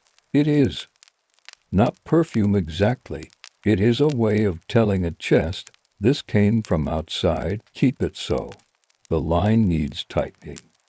Two forked props are lifted, the hemp sag is rewound, and the knots are reset. These knots answer quickly to the hand because they are always tied in the same direction, in the same order: a turnaround, a tuck under, a pull, a flatten with the heel of the hand. The no line sings when released, a single low note that says it will carry weight without complaints. The river gives small gifts. Smooth dolly stones, perfect for rubbing spots, show themselves near a shallow bend. A girl chooses two, testing them with her palm. She brings them back like treasures and sets them in a little wooden dish so they will not escape back to the bank. When a shirt shows a shadow of soot at the neckline, she wets the stone, makes a small circle with the soapwork bundle, and rubs with the gentlest pressure. The mark lifts like fog.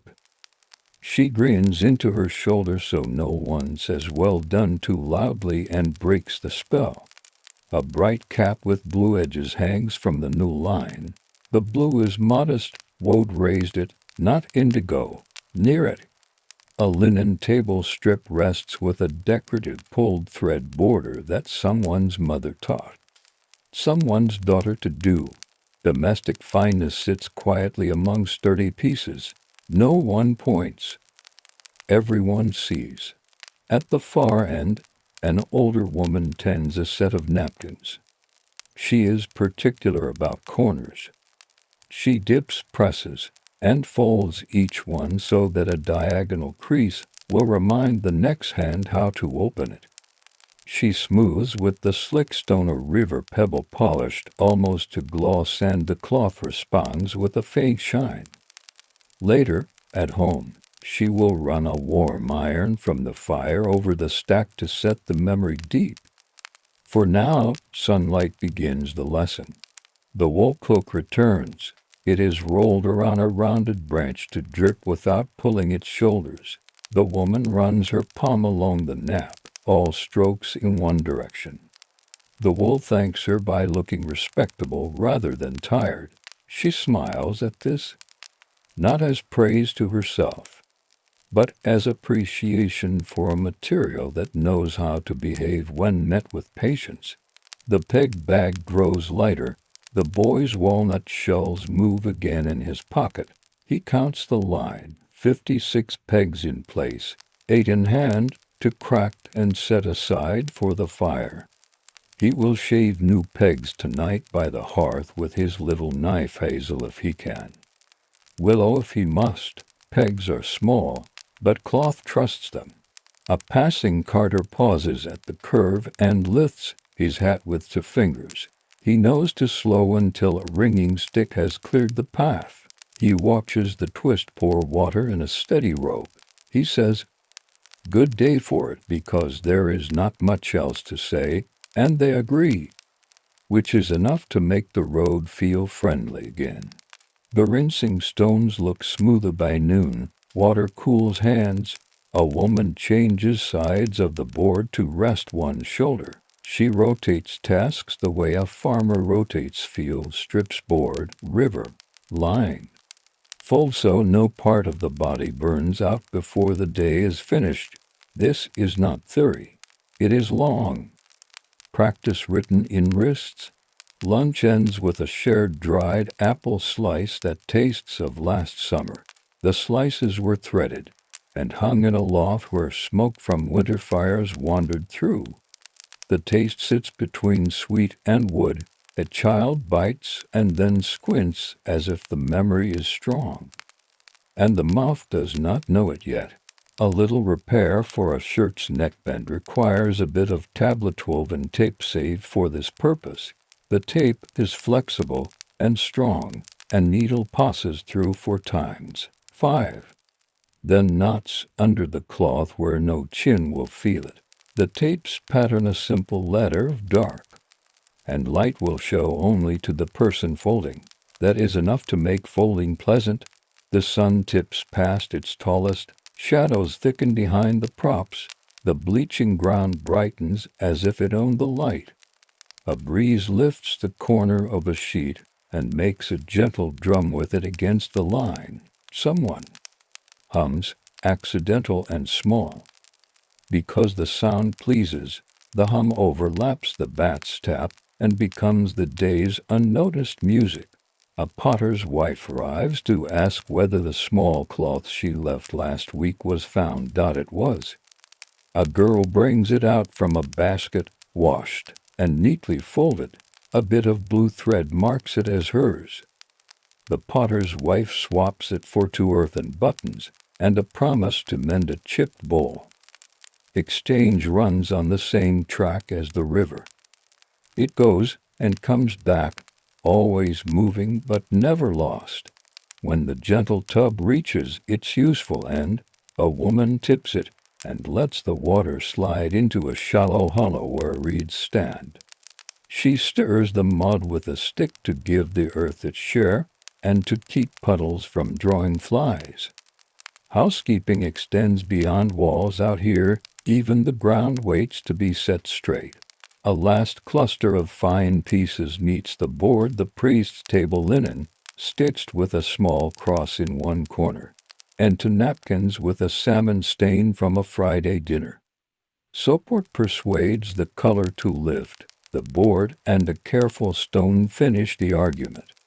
The cloth looks ready to be blessed again by a plain meal. The woman who works on it crosses herself without announcement, more habit than ritual, then pegs the pieces where sun is fullest. A cap from the baker's house gets special attention. It is pleated with more care than most caps see. The pleats drink water and want setting. A comb of thin willow slivers, kept in a small roll, is drawn along the damp pleats tooth by tooth to remind them of their path. The cap will rest over a round bowl until it dries. If the baker's daughter works, she likes her cap to sit right when she ties it at dawn. Everyone here understands that wish. The kettle sighs again. Warm water refreshes hands that have lived in cold. Nails are checked for clean. Knuckles receive a smear of tallow rubbed thin to keep skin from cracking. A woman shows a tiny split near her thumb's base and laughs at it. She knows the salve will make the line close by morning. By the time the sun has moved a hand beyond zenith, first hung pieces are ready to turn. Pegs are eased a little. Cloth is shaken with to brisk snaps that don't disturb the weave, then rehung so another side can see the light. The motion is crisp and mindful. Fold lines will be set this evening when the slick stone passes, and a warm iron breathes over the stacks. For now, the ground looks like a mild regatta. One last small matter. A cord knot has crept toward a weak branch crotch. The boy moves the forked prop and shifts the line's bite to a stronger place. He braces the prop's foot with a short wedge of willow so it will not scoot if a breeze grows energetic. The wedge came from a pocket. He always keeps one. He is learning that comfort lives in small preparations. The river keeps talking in its low way. Geese begin to think of afternoon naps. The bat's song grows less busy. The work has turned a corner toward completion without anyone having to say so. Afternoon shows itself by softening edges. The line no longer throws hard shadows. It lays a pale band on the grass instead. Linen moves from wet to merely cool. Hands know this change without looking. A woman pinches an edge between finger and thumb and smiles at the quiet spring in the cloth. It is ready to turn. Turning has its own rhythm. Pegs loosen a finger's width. Cloth lifts, gives one firm shake to 4 sheets so water hidden in hems will let go. Then the piece is set back with its other face to the sun. The sound of these shakes is crisp and brief, a friendly clap that the river answers with a small shiver against stones. A boy follows behind with the peg bag, tightening where needed, making sure the jaw of each peg bites line and cloth together, not cloth alone. The red boards rest for a breath, leaned against the tubs. Bats stand handle down like short fence posts. The ringing stick lies across the plank, shadows crossing it like a ladder. A pot of warm water sits on the brazier's corner for rinsing hands. Steam turns the cold air kind around wrists and knuckles. A salve tin tallow and a pinch of beeswax waits with its lid set askew to soften. Now the small pieces return, cuffs, collars, kerchiefs. They are rubbed on the board with the lightest touch, and a dolly stone chosen for its smoothness. Circles are tiny, always outward. Soapward bundle passes over them like a little brush. Froth blooms and then thins. A color scene shows a shadow of soot where chin rested through winter prayers. The stone and the green froth lifted. Clear water says the rest.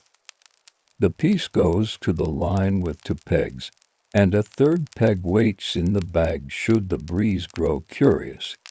A woman lays out table linen along the grass for a first press. Not ironing, only smoothing with hand, and slick stone while the cloth is damp. She traces the border's pulled threads with a fingertip, then runs the pebble lengthwise, the way one reads a long sentence slowly. The linen takes this teaching. Later, A warm iron from the hearth will set the final memory. For now the pebble writes a soft instruction that daylight can understand. The cloak on its rounded branch drips patiently. A palm goes over its nap once more, all strokes agreeing. A willow fork stands ready to hold the branch high if wind swings it. Wool prefers to feel looked after. In households that keep more than one cloak, such care becomes the difference between a garment that sees 3 winters and one that shrugs at 2. A pair of fine coifs, stitched with tiny gathers, wait on a willow wand. The wand is smooth and the coifs sit over it like pale bells. A comb of thin splints homemade passes along the gathers to remind each pleat of its duty.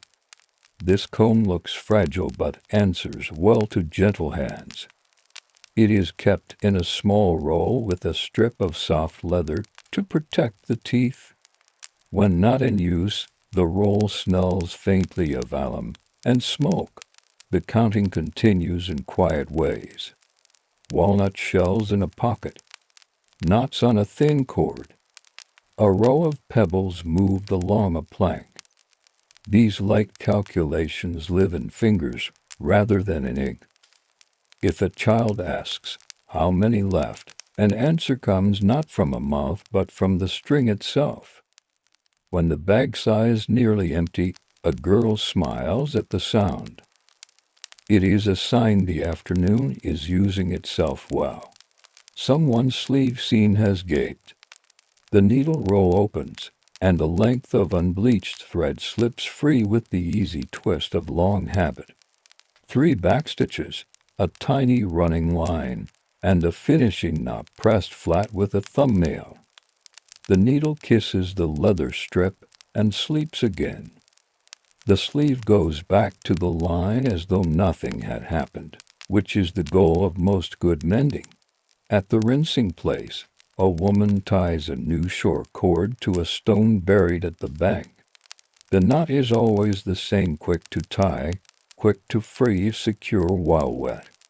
She lays a length of linen in the fast water where current can do the polite part of labor. As she watches the run clear, she thinks of how, in other towns, a fuller would take cloth to tread in vats, adding strength at the cost of softness. Here, this is not that day. This is only cleaning, honoring the thread without asking it to be more than it is. On the road above, a thatcher's lad pauses with a bundle of fresh-cut reeds. He pauses at the sight of the lines and pegs, then steps wide so the bundle will not brush a hen. He whistles once, a tune that belongs to roofs, and goes on. People fold their trades on each other without much talk. It keeps corners. And bruised, the rosemary and wormwood sprigs travel now from the pot to the folding baskets. One stem will lie between stacks to keep moths doubtful and to give a pleasant garden note when a chest opens at home. Tea. These sprigs are not lavish. A little is enough to suggest green in a season when fields are still. Bone color.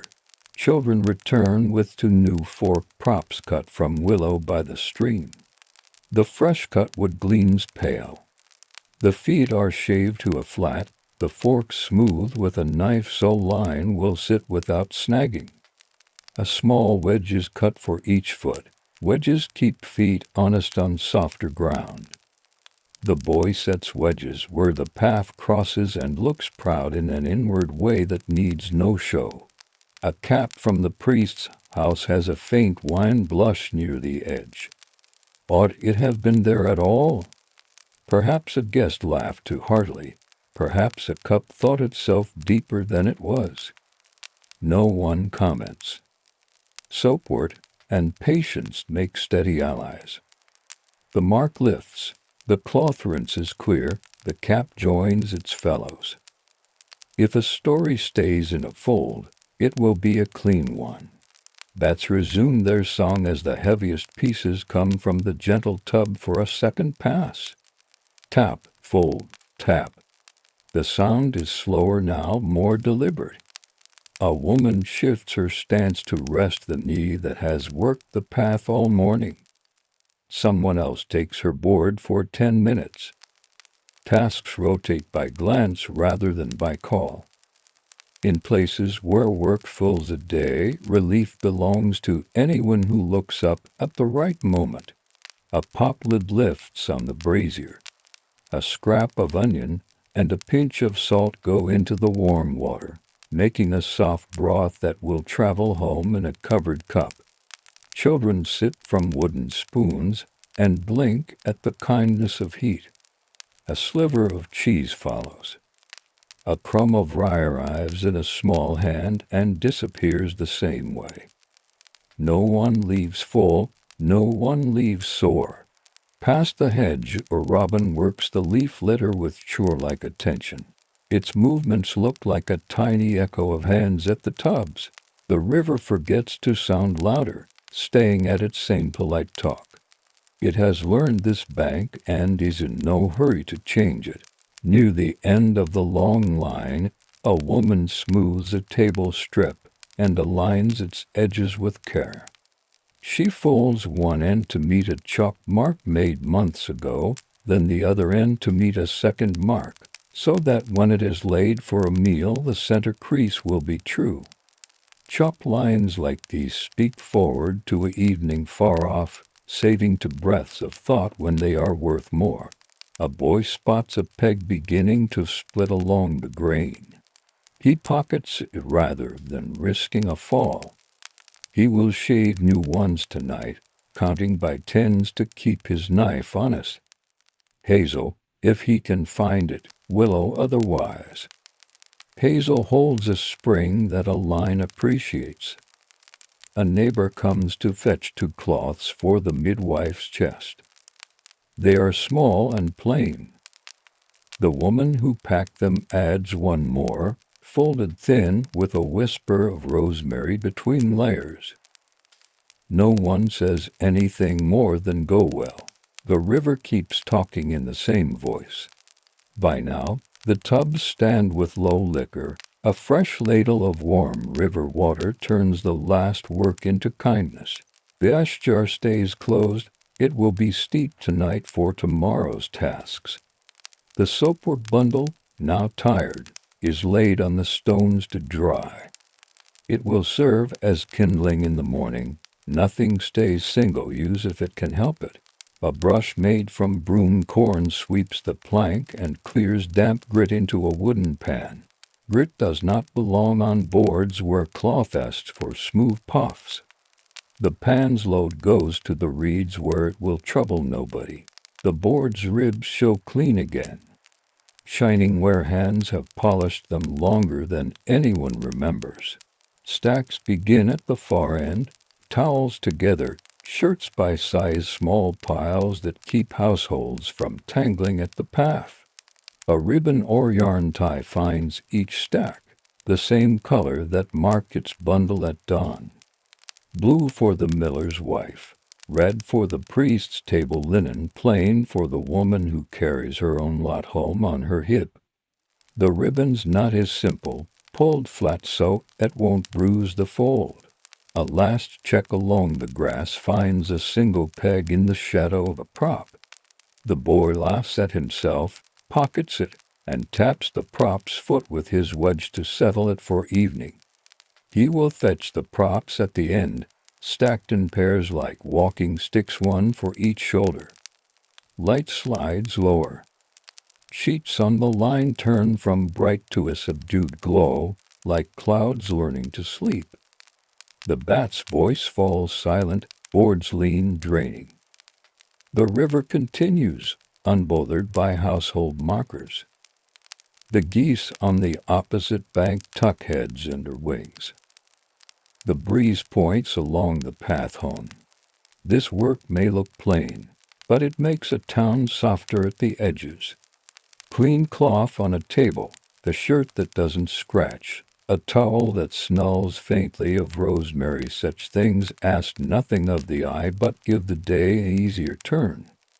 The Ford holds these gifts quietly, sending them home folded and ready for small lives. Late afternoon leans across the bank. Color warms toward honey and then toward amber. The line holds stillness the way a pond holds sky.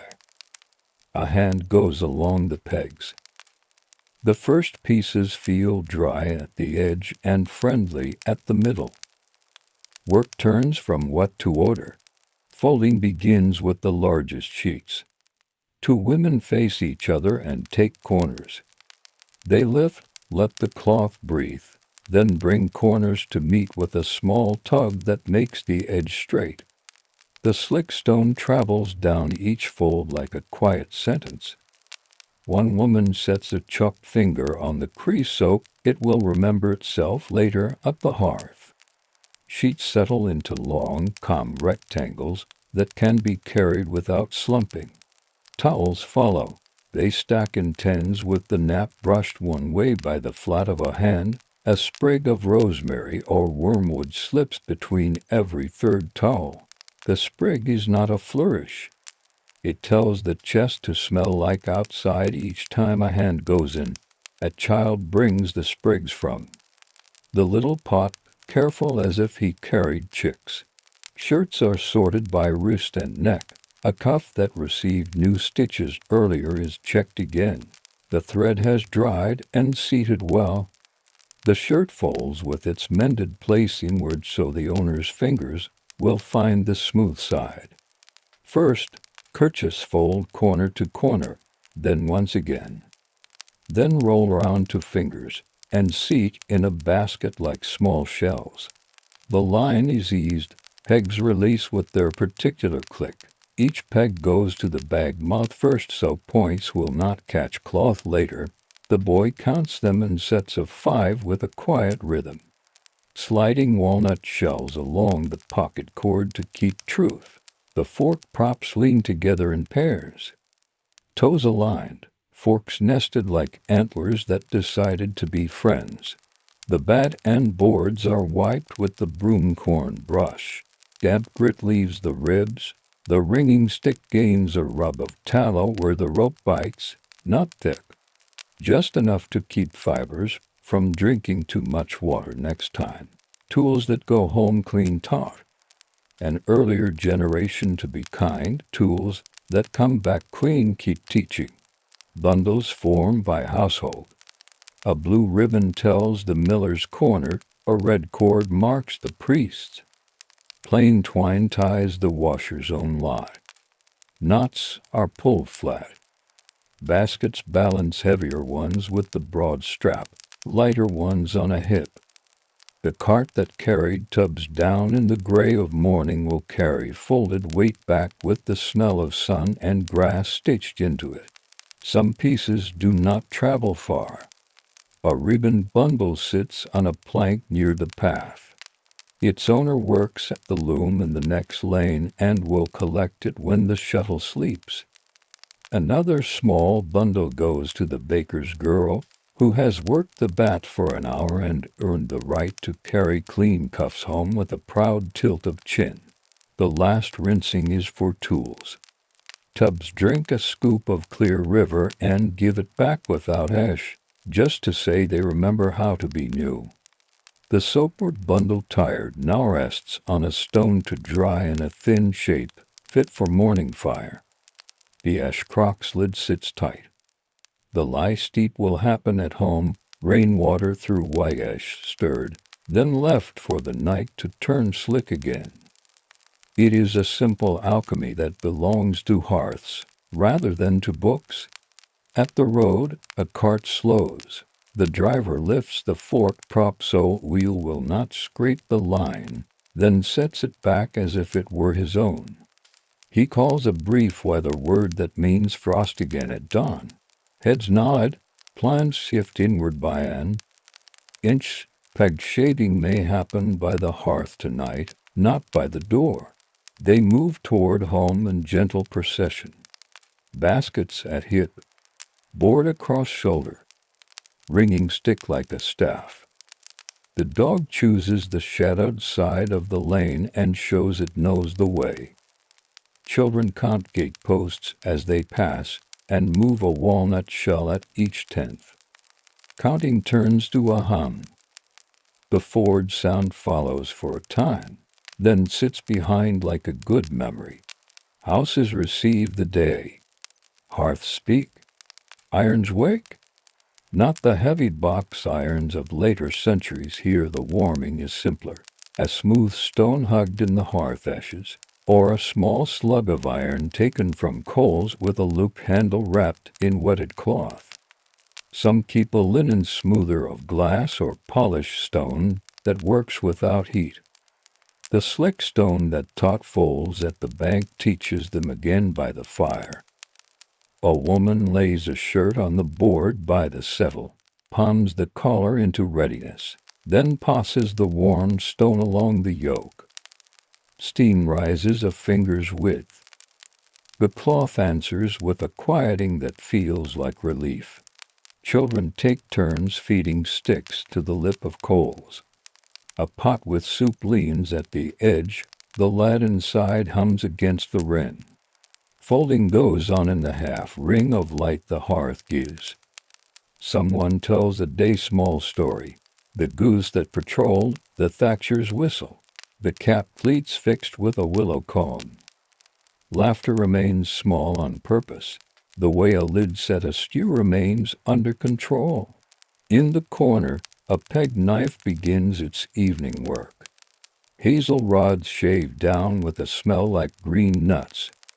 The boy turns each peg in his fingers to look for grain that might split, then sets it aside if it shows a hidden run.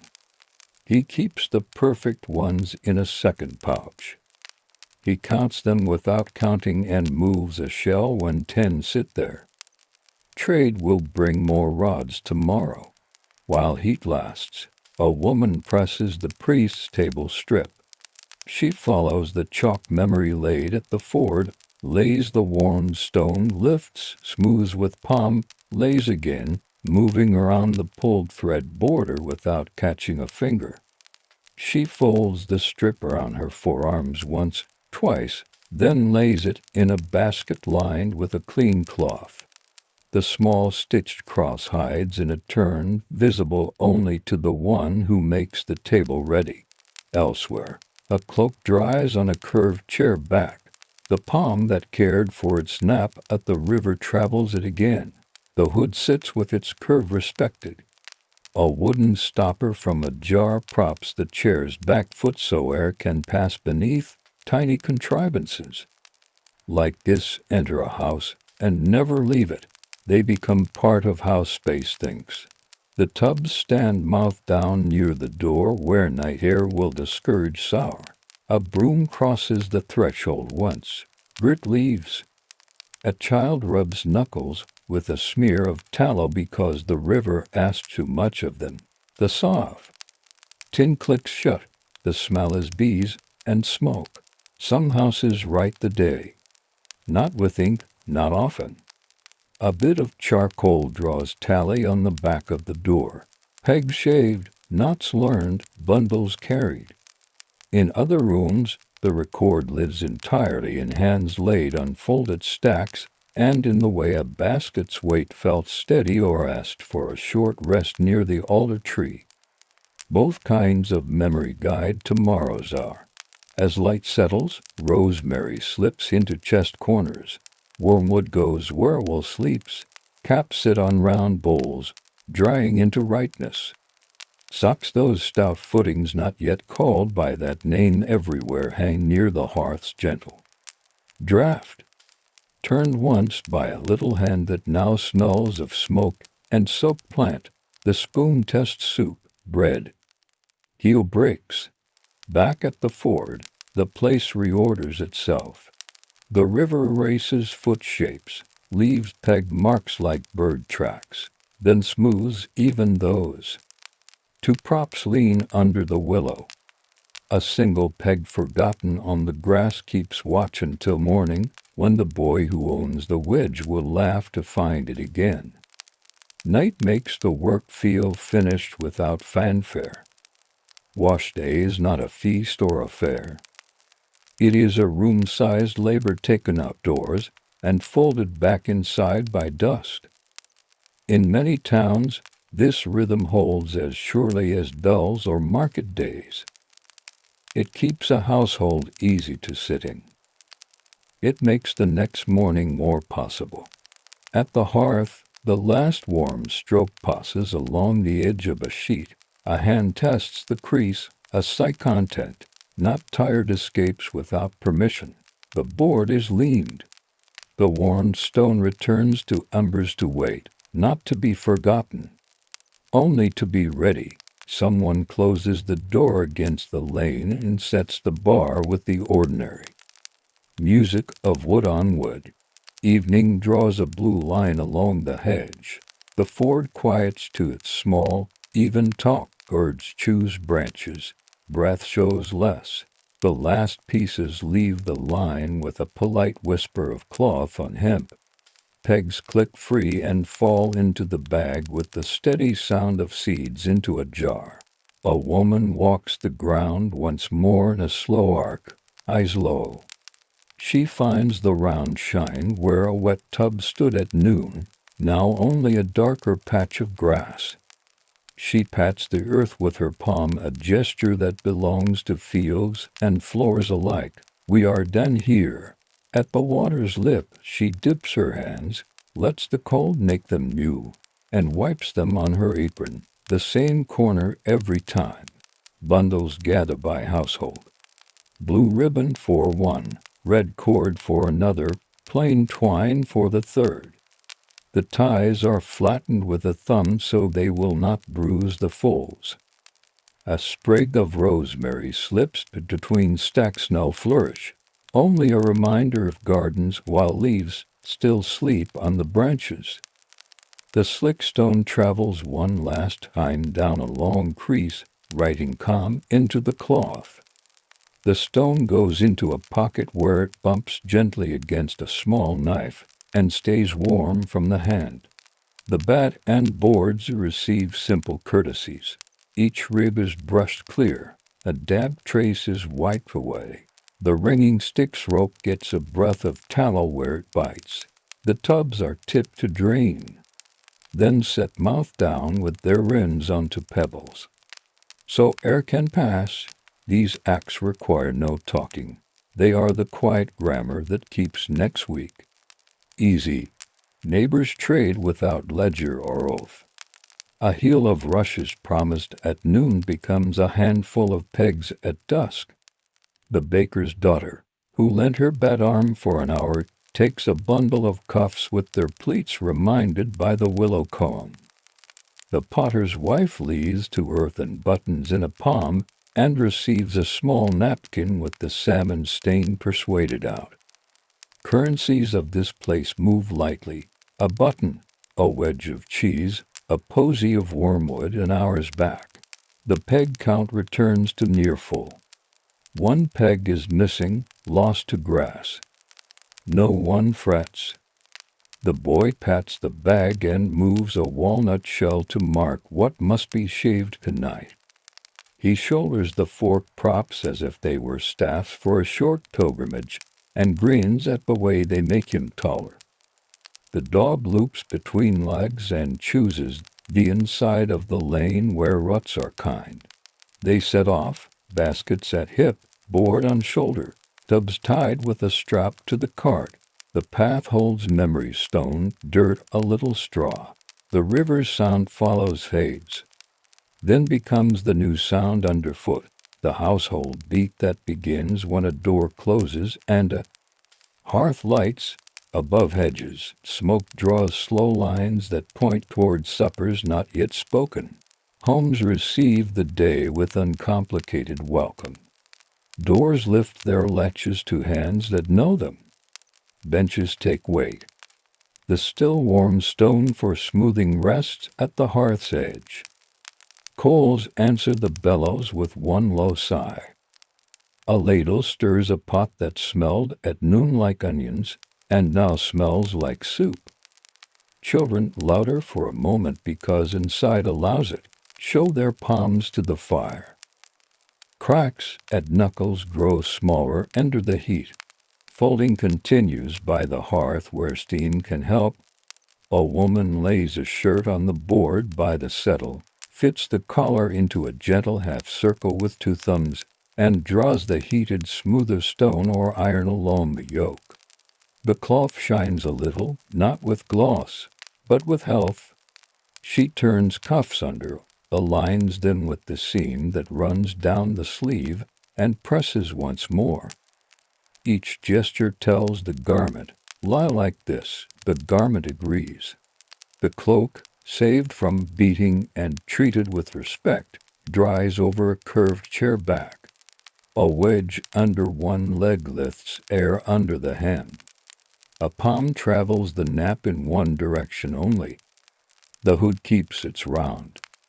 In the corner, a rod holds socks above the gentle draft. A child turns them once and watches steam disappear into the rafters like a tame ghost. Chest lids open. The inside smells of cedar shavings and last year's lavender crumbs. Stacks descend with soft thumps. Sheets go to the bottom where weight flattens memory into permanence. Table linen sits in the middle, with its pulled thread safe from snags. Towels brushed one way ride near the top. Between every third pair, a sprig reminds moths to pick a different house. The lid closes with the small thunder of wood that has learned its hinge. A few repairs wait for a calmer minute. A hem accepts 3 and showy stitches, the knot hidden under a fold. A cap's pleats now kissed into place by the willow comb receive a warm hand laid across them. Palm to crown, no iron touches them. The hand knows better. The cap sits on a bowl to finish remembering itself overnight. Lye will be made for tomorrow in some houses rainwater through clean ash, stirred with a stick that already knows the work. The jar will sit by the hearth where warmth can persuade the slickness out of the white. A child tips a little water on the floor where dirt gathered at the door and brushes it into the yard with a broom made of twigs bound in a ring. The motion leaves a faint dampness that smells like sensible cleanliness.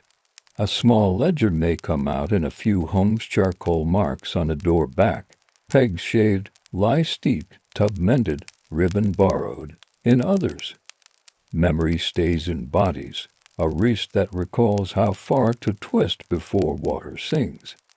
Fingers that know the weight of dry enough without looking.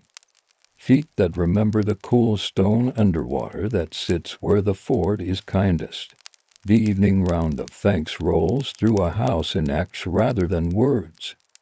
The broom is hung bristles down so they won't take a set. The smoother returns to embers but away from flame. The peg knife is wiped and slipped into its sheath. The slick stone sits at the board's corner with its usual angle. These little placements look like tidiness. They are also promises. Tomorrow will find them where the hand reaches without thought. Outside, the lane draws its shadows long. Someone passes with a pail of milk and taps the rim twice with a fingernail, a small habit that keeps spills away.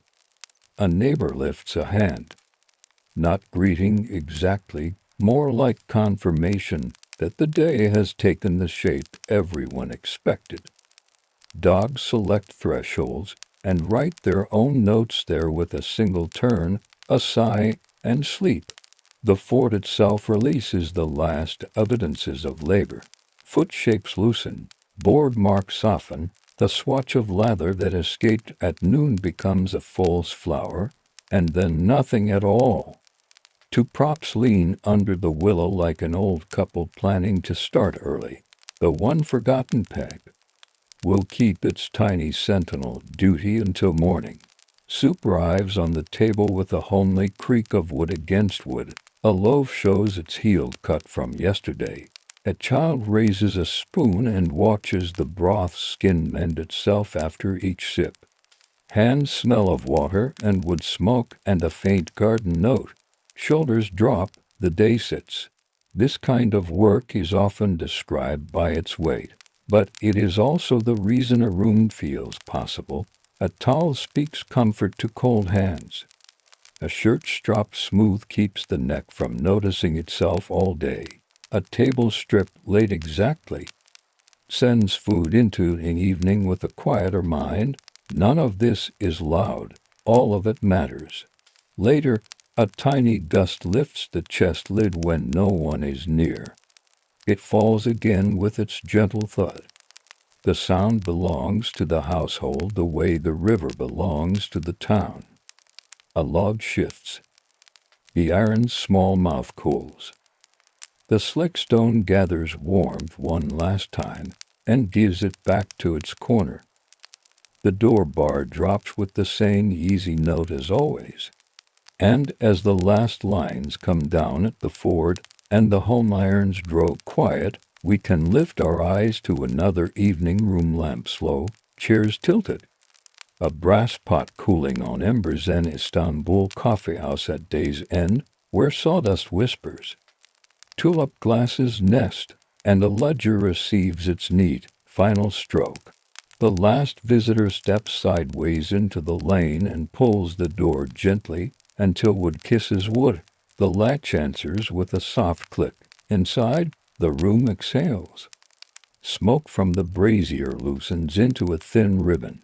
The scent of roasted bean and warm brass lingers like a low hum. Chairs stand where people left them, one angled toward the window, two near the backgammon board, one waiting by the charcoal pan. The owner lifts each by the seat and settles it upside down on a table. Legs point skyward like reeds after rain. He does this without hurry.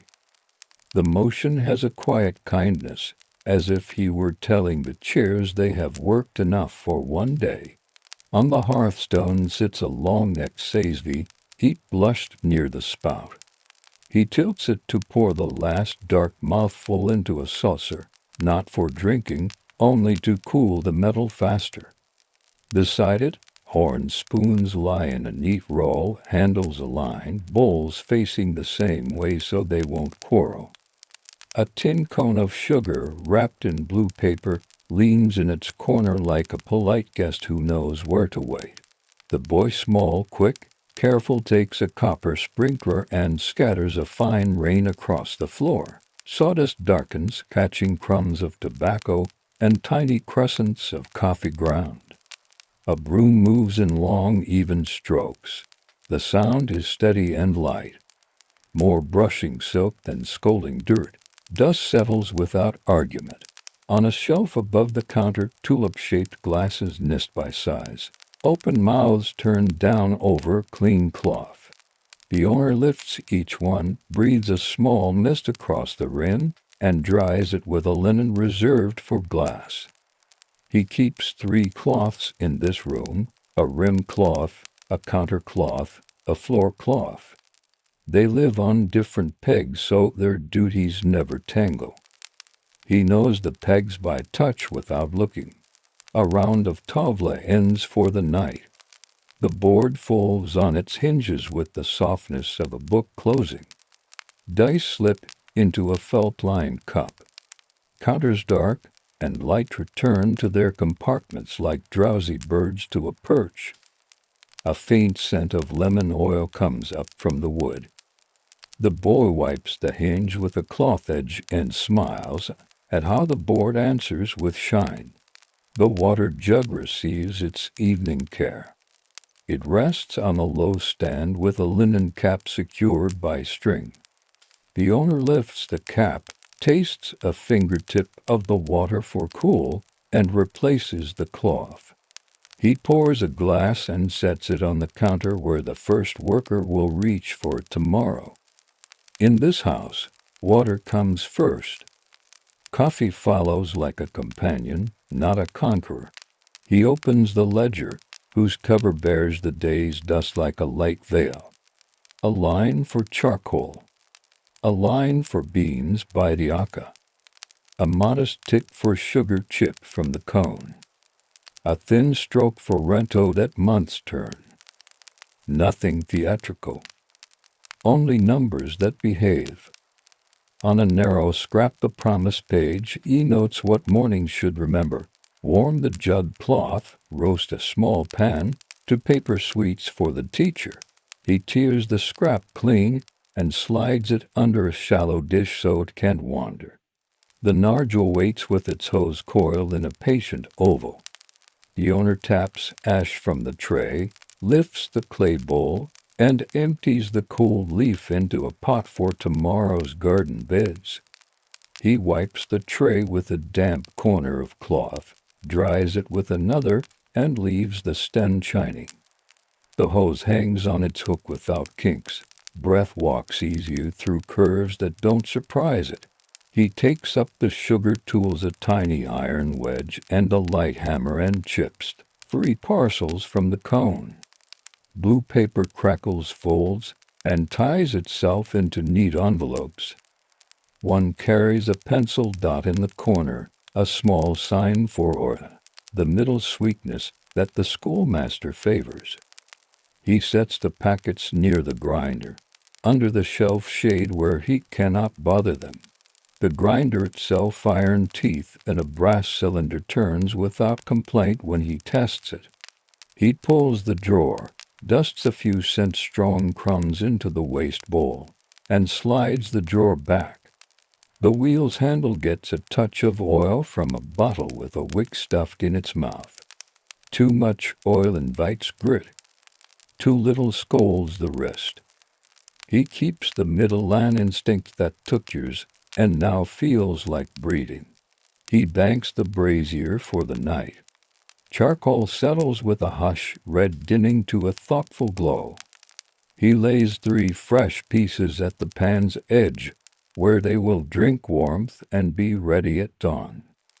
Over that edge he sets a shallow pan and roasts a palmful of beans to the lightest pop. Tomorrow's first cups like a promise.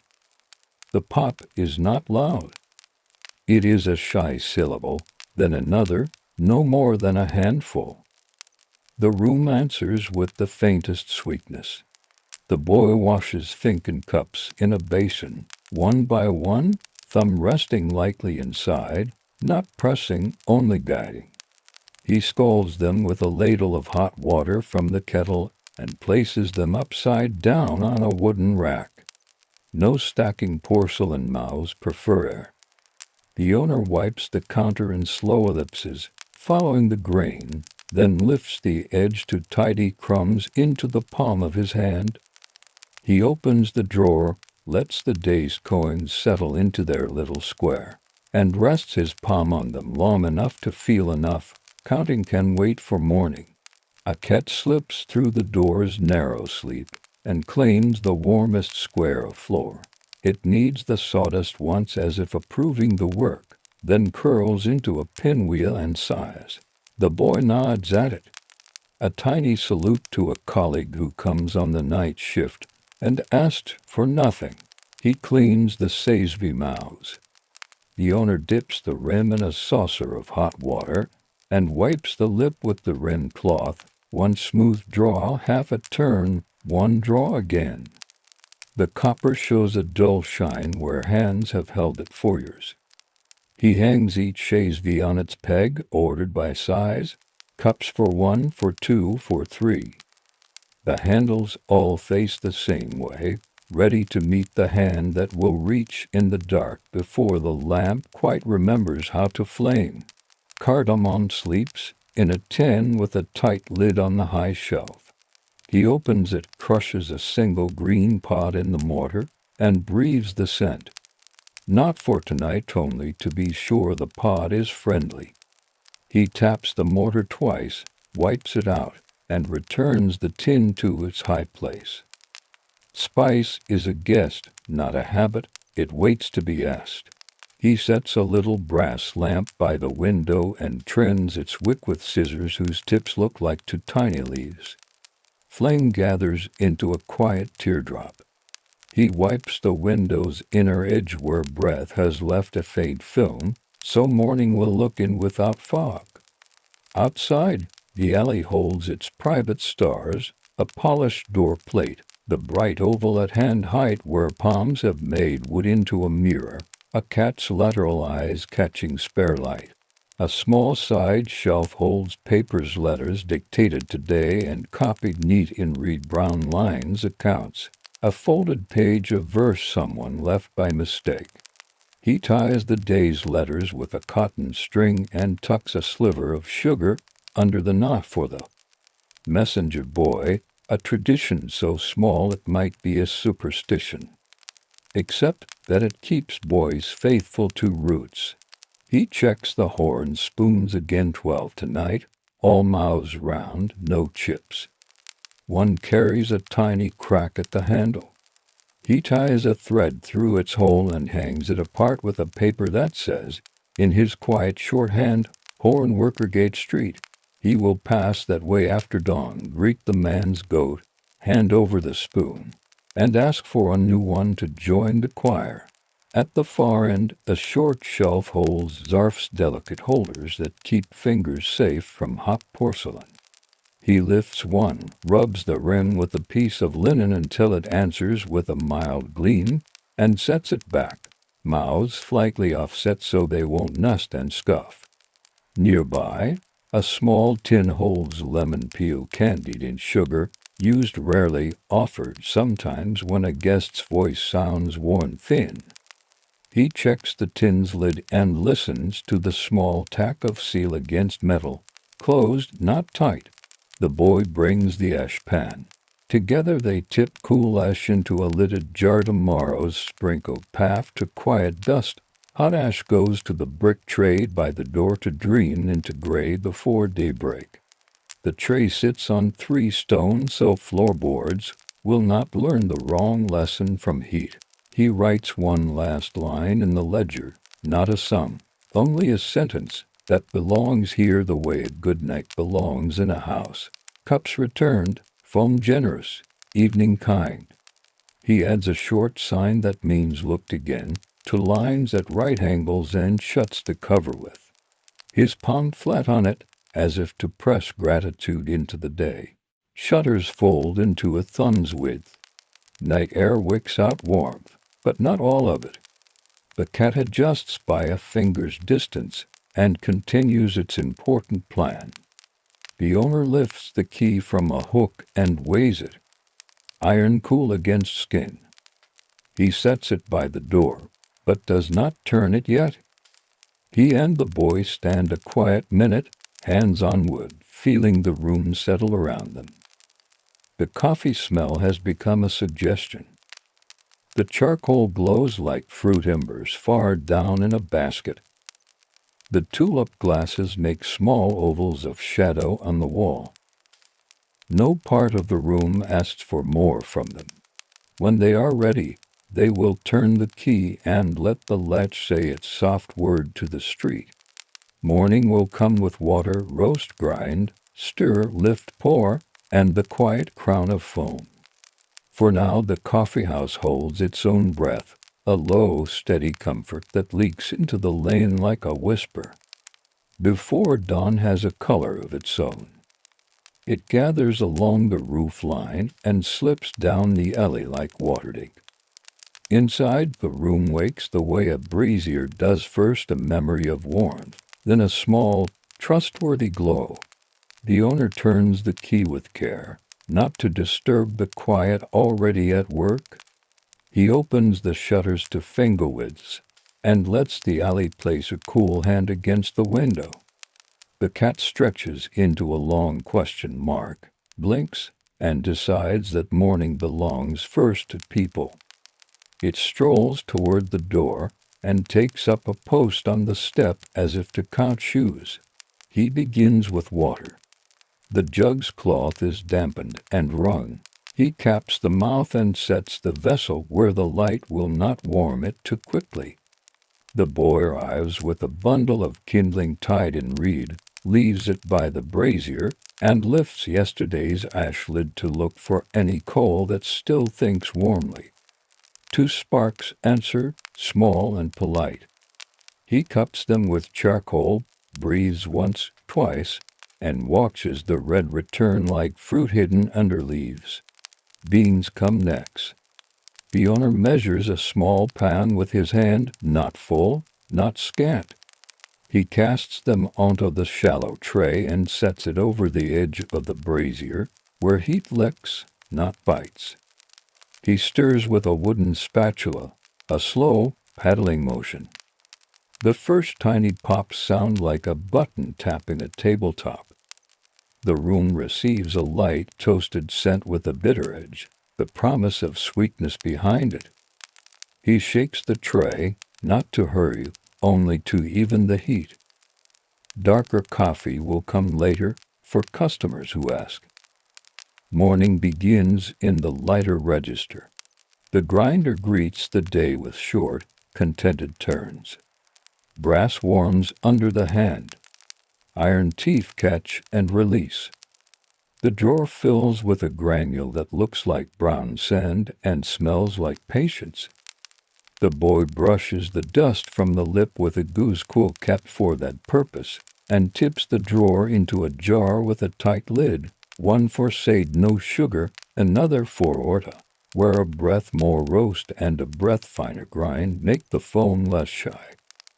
A few cardamom seeds, kept apart, wait in their tin for the one or two who will ask. He chips sugar while the first coals decide to be fire. The blue cone crackles under the little iron wedge. 3 parcels become 6. The paper takes a fold that his hands remember without looking. He tucks one packet under the cup rack for the porter who always arrives with a quick step, and a lighter mood of sweetness meets him at the rim. The Seasviller come down from their pegs, largest to smallest, laid out like a set of bells ready to be rung. He polishes each lip with the rim cloth, feeling for any burr that would pinch foam. He tests a handle with 2 fingers to be sure the solder still holds. The boy spreads a thin bed of clean sand in the auxiliary pan and sets it over a corner of the brazier. Some mornings, when patience wants help, coffee meets sand. Heat in sand moves with kindness. It lifts foam like a breath under silk. He flips the ledger to the promise slip tucked under a saucer. 3 notes blink up. Warm the jug cloth done. Roast a small pan done. 2 paper sweets for the teacher waiting. He adds a 4th with the morning's pencil, horn. Spoon to Gate Street. He props the scrap where his eye will bump it all day long. A small guard against forgetfulness. The door opens a hand's width. The porter shoulders like a door frame, hands nicked by rope, eyes already awake, stands with his cap pushed back. He nods instead of calling good morning. The boy sets a glass of water without being asked. The owner measures coffee, tips it into the sazvi, shakes in a spoon of sugar from the packet with the single pencil dot, and adds water cool enough to welcome powder gently. The sazvi settles into the sand. He watches the surface. He does not stir. The line darkens, then lightens, then throws a ring of small bubbles that gather at the rim. He lifts, waits for the swell to calm, then returns it to the heat. When the foam rises a second time, he pours, not into 1 cup but 2 to share the crown and keep it from drowning. He returns the sazvi for a breath and tops both. The cups sit in their zarfs like round moons in slim frames. The porter drinks in 3 slow sips, sets coin on the counter, and touches the brass door oval on his way out as if to bless the day. A cynet seller passes the window calling softly, the rings stacked on a wooden arm like golden bracelets. The boy slips out with a coin, returns with 2 and sets them under cloth. Sesame gives a warm breath to the room. The owner breaks a ring, dips a corner in water the way his father taught him, and eats without leaving crumbs. Next, The schoolmaster appears, ink still at the cut of his nail, a sleeve polished smooth where it rests on desks. He asks for orto with a smile that suggests he would not say no to sweet beyond that. The owner chooses a smaller Sazvi. He prefers to brew each cup to its own mind rather than stretching one to serve two. He chips a parcel with the dot for orta, tips carefully, adds coffee and water, and carries the pot to the edge of the charcoal where flame lives like a thought. He watches for the rays, the dome that carries flavor without boiling anger into it. Foam crests. He splits it again into cup and cup, then reunites. The teacher takes a chair, but does not sit fully. He drinks standing, as if he were keeping a promise to a room full of children, who will need his voice in 10 minutes. He sets a copper coin on the counter and leaves with a nod that includes the boy, the cat, and the Sazvi. The grinder sings in 3 brief verses for the first sade of the morning. A clerk with a narrow ledger tucked under his arm, cuffs clean, jaw shadowed, leans his hit to the counter. He prefers the taste of it. The owner warms the finken with a dip from the kettle, empties it, and pours dark liquid that shows a low sheen. No sugar. The clerk rests his elbows on the wood, wraps his hands around the holder, and listens to the phone pop once, very small. He leaves without hurry, folding the cup back into its saucer with a neat click. Sun finds the window at last, a thin bar that climbs the wall and brightens the shelf of glasses. The boy sweeps the floor again, not because it needs it, but because sand near the brazier loosens when coals settle. He sprinkles a little water from the copper can so dust will not try to be a cloud. Sawdust answers by darkening one shade and laying down. To backgammon men arrive together, old friends who argue about none of the things that lead to trouble. They ask for sade and water, then correct themselves, 1 sade, 1 orta. The boy knows their habits. He sets the sugar packet with the dot by the second finken before the owner even reaches for the cone.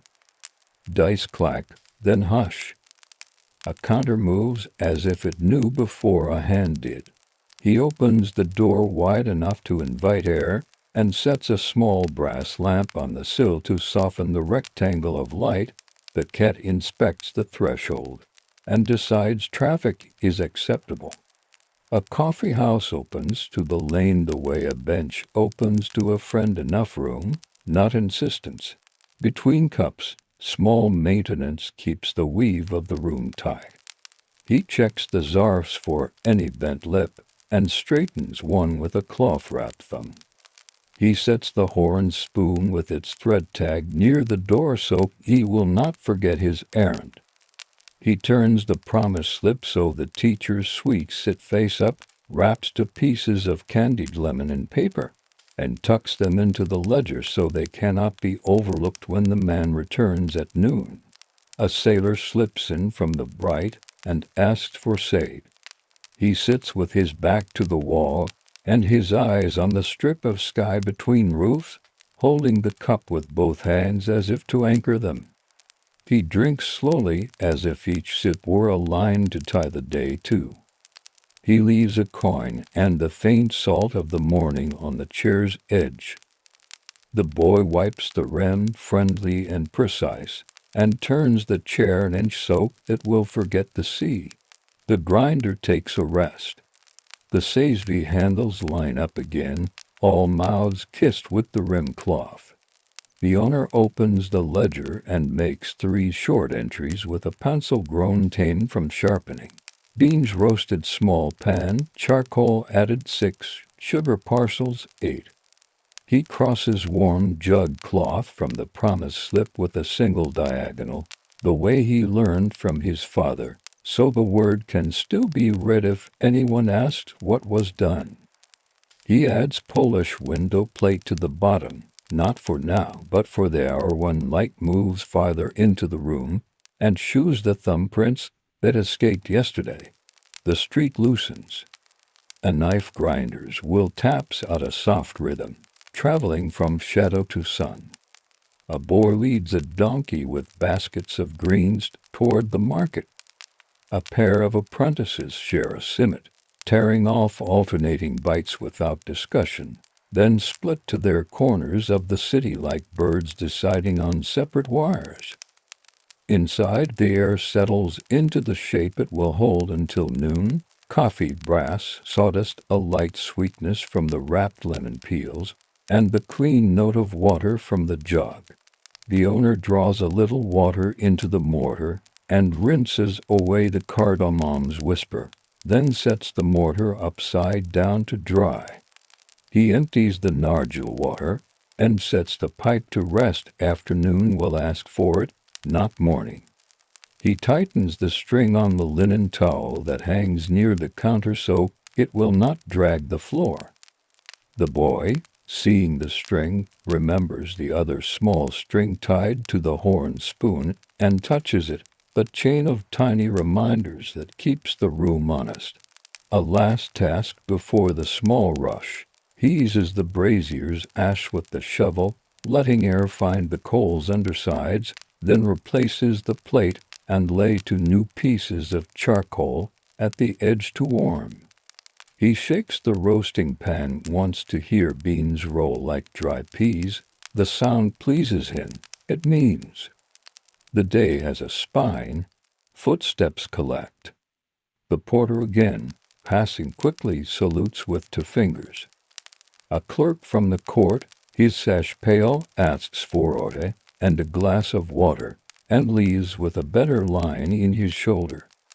The schoolmaster returns for the paper sweets, and smiles without surprise that they are already sitting folded and ready.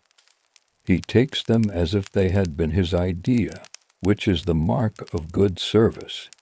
Outside, the alleys like rounds toward late morning. A breeze turns the window's brass plate into a bright coin. The ledger lies open, the promise slip half-crossed. The grinder's drawer holds enough for 4 cups, no more. Better to turn it again than to let the day dull the scent. The cat blinks at nothing and makes that nothing feel observed. Work now has its music. Grind, scoop, water, wait, lift, pour, let the foam settle, pour again. Glass set, cup set, Zarf turned a finger so the seam will not meet the lip. Coins rest in their square. A pencil waits at the ledger, soft as a reed. If one asked the room what mattered here, it would not answer with a secret. It would show you hands that make small fair things in the same way each day until even the wood believes. Midday settles in with a warmer light. The beam at the window shifts from pale silver to soft brass and lands on the shelf of tulip glasses. Dust does not dare it. The boy has already swept. The floor holds a modest shine where sawdust learned to lie still. Customers come in pairs and threes. A tailor with chalk on his sleeve. A porter whose rope marks have faded to pale bracelets. 2 men with tavla on their minds and a well-practiced truce in their pockets. The owner greets them by habit, not by flourish. A nod, a glass of water, the quick touch that writes a chair. The grinder sings in short verses.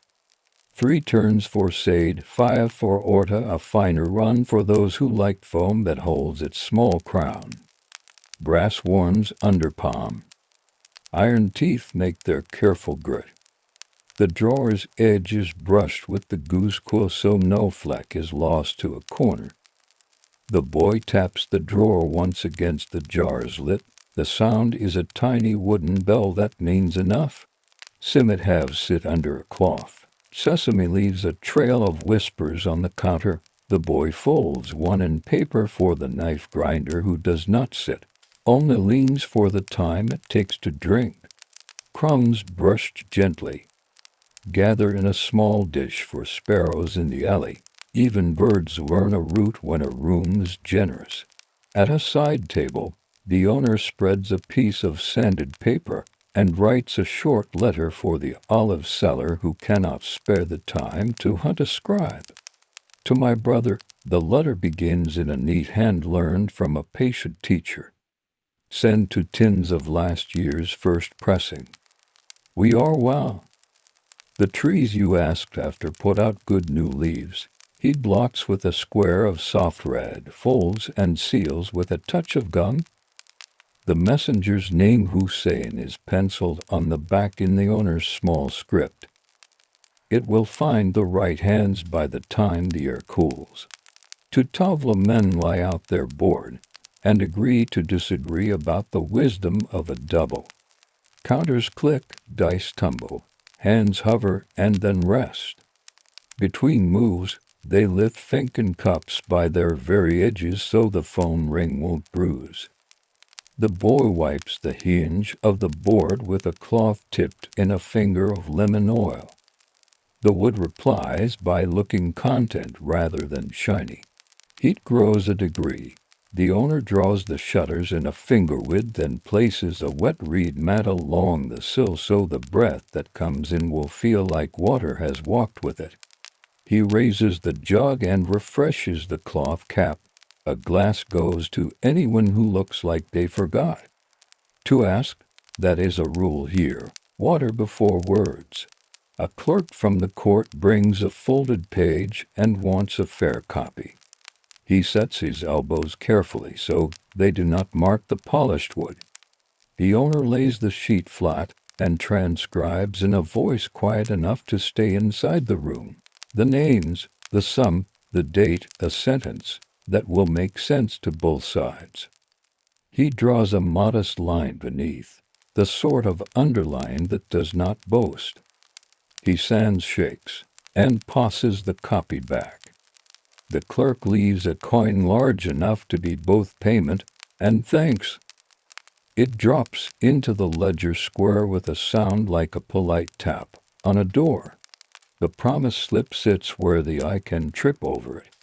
Horn spoon to Gate Street remains. The owner folds a cloth around the spoon with the thread tag and sets it by the door latch, a small sculpture of intention. Under the same cloth he slides to paper twists of candied lemon for the schoolmaster to carry home at noon. Promises, stacked together, protect one another. A pair of apprentices come and go in a wash of talk. One asks for a single cardamom seed crushed in his cup. The owner obliges with restraint, a light crack in the mortar, the scent lifted under a warm palm, the merest dust into the saisley. Too much turns opinionated, a whisper is enough. The foam rises obediently, settles, rises again. The boy splits it between Finken as if dividing a small, sweet inheritance. From the alley, the knife grinder's will hums, and a seller of greens chants 3 names for the same leaf. A pigeon lands on the window plate and admires itself just long enough to feel it deserves a seat. The boy delivers with a pinch from the simmet dish and wipes the plate with a folded square until the brass answers like a quiet sun. The Nargile wakes as the day rounds the corner. A gentleman with book-dusted fingers asks for as much for the sound as for the smoke. The owner fills the glass vase with clear water, checks the seal at the stem with a practiced push, curls the hose in a friendly loop, and sets the ember in the clay head. Breath pulls through, the water voices its small, pleasant gurgle. A corner of the room learns that note and keeps it. He chips more sugar. The cone yields with the tiny cry of hardened syrup becoming kind again. Blue papers fold to neat shapes. A dot in the corner still means orta. A double dot means for the neighbor who pretends not to like sweet. He stores the packets high, away from heat and hands that might mistake them for notes. A woman from the dye yard leaves to skeins for a cousin to collect. She drinks aid standing, thanks the boy with a look that adds a coin's worth of gratitude, and goes with a swish of indigo dust across the floorboards. The broom follows with a hush that says no stain remains long in this room. Between customers, small correction continues. The owner tightens the screw on the grinder handle. He rubs a circle in the window with wadded linen until the view looks rinsed. He turns the rim cloth so clean section waits at the next reach. He edges the brazier as so air finds the red at the center. These things take less time than one breath told aloud, but lengthen the room's good temper by hours. The ledger takes its noon ticks, beans 1 pan, charcoal 4, water jug refilled twice, sugar 10 packets to hand, to given. He adds letters to it, and a brief notation that means the boy remembered to sweep under the back shelf. The pencil, blunt enough to be gentle, finds its groove and leaves a smooth gray. The schoolmaster returns. The candied lemon waits under the cloth as if it had always been the plan. He smiles, pockets the paper twists, and orders a small orta as dessert for the middle of the day. He drinks slowly, sets the zarf at a slight angle the way the owner likes it for stacking, and goes with a nod that touches every object in the room as if blessing them for the afternoon's second wind. Shadow crawls along the tavla board. The men pause, count pips with their eyes, drink water, and resume the civil argument they have perfected over years. A boy from the lane comes in with news that the knife grinder has moved on. The owner loosens the horn spoon's cloth, looks at the door, looks at the cups, and rewraps it. The errand will wait for the thin hour between noon and afternoon when the room breathes slowly. A sailor returns with a friend and asks for to say. They sit where the wall meets the window and watch the light climb the brass plate. They speak little. The cups click once on their saucers. The cat chooses their chair legs as a doorway and passes between without touching. The sailor empties his cup, sets coin in a row, and arranges them by date as if tidying a deck.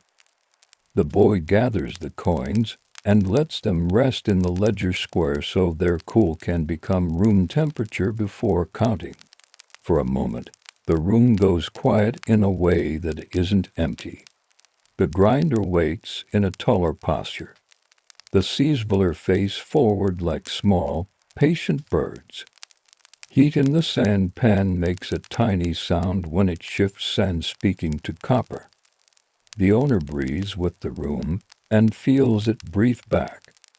He turns the promised slip, scores the line through spoon, and tucks cloth and horn under his sash. 3 streets, he tells the boy, and back. He steps into the alley. Light is soft enough to be held. He crosses to Gate Street, greets the spoonmaker's goat, lays the cracked piece on the bench, and takes the new one, its bowl round as a seed moon.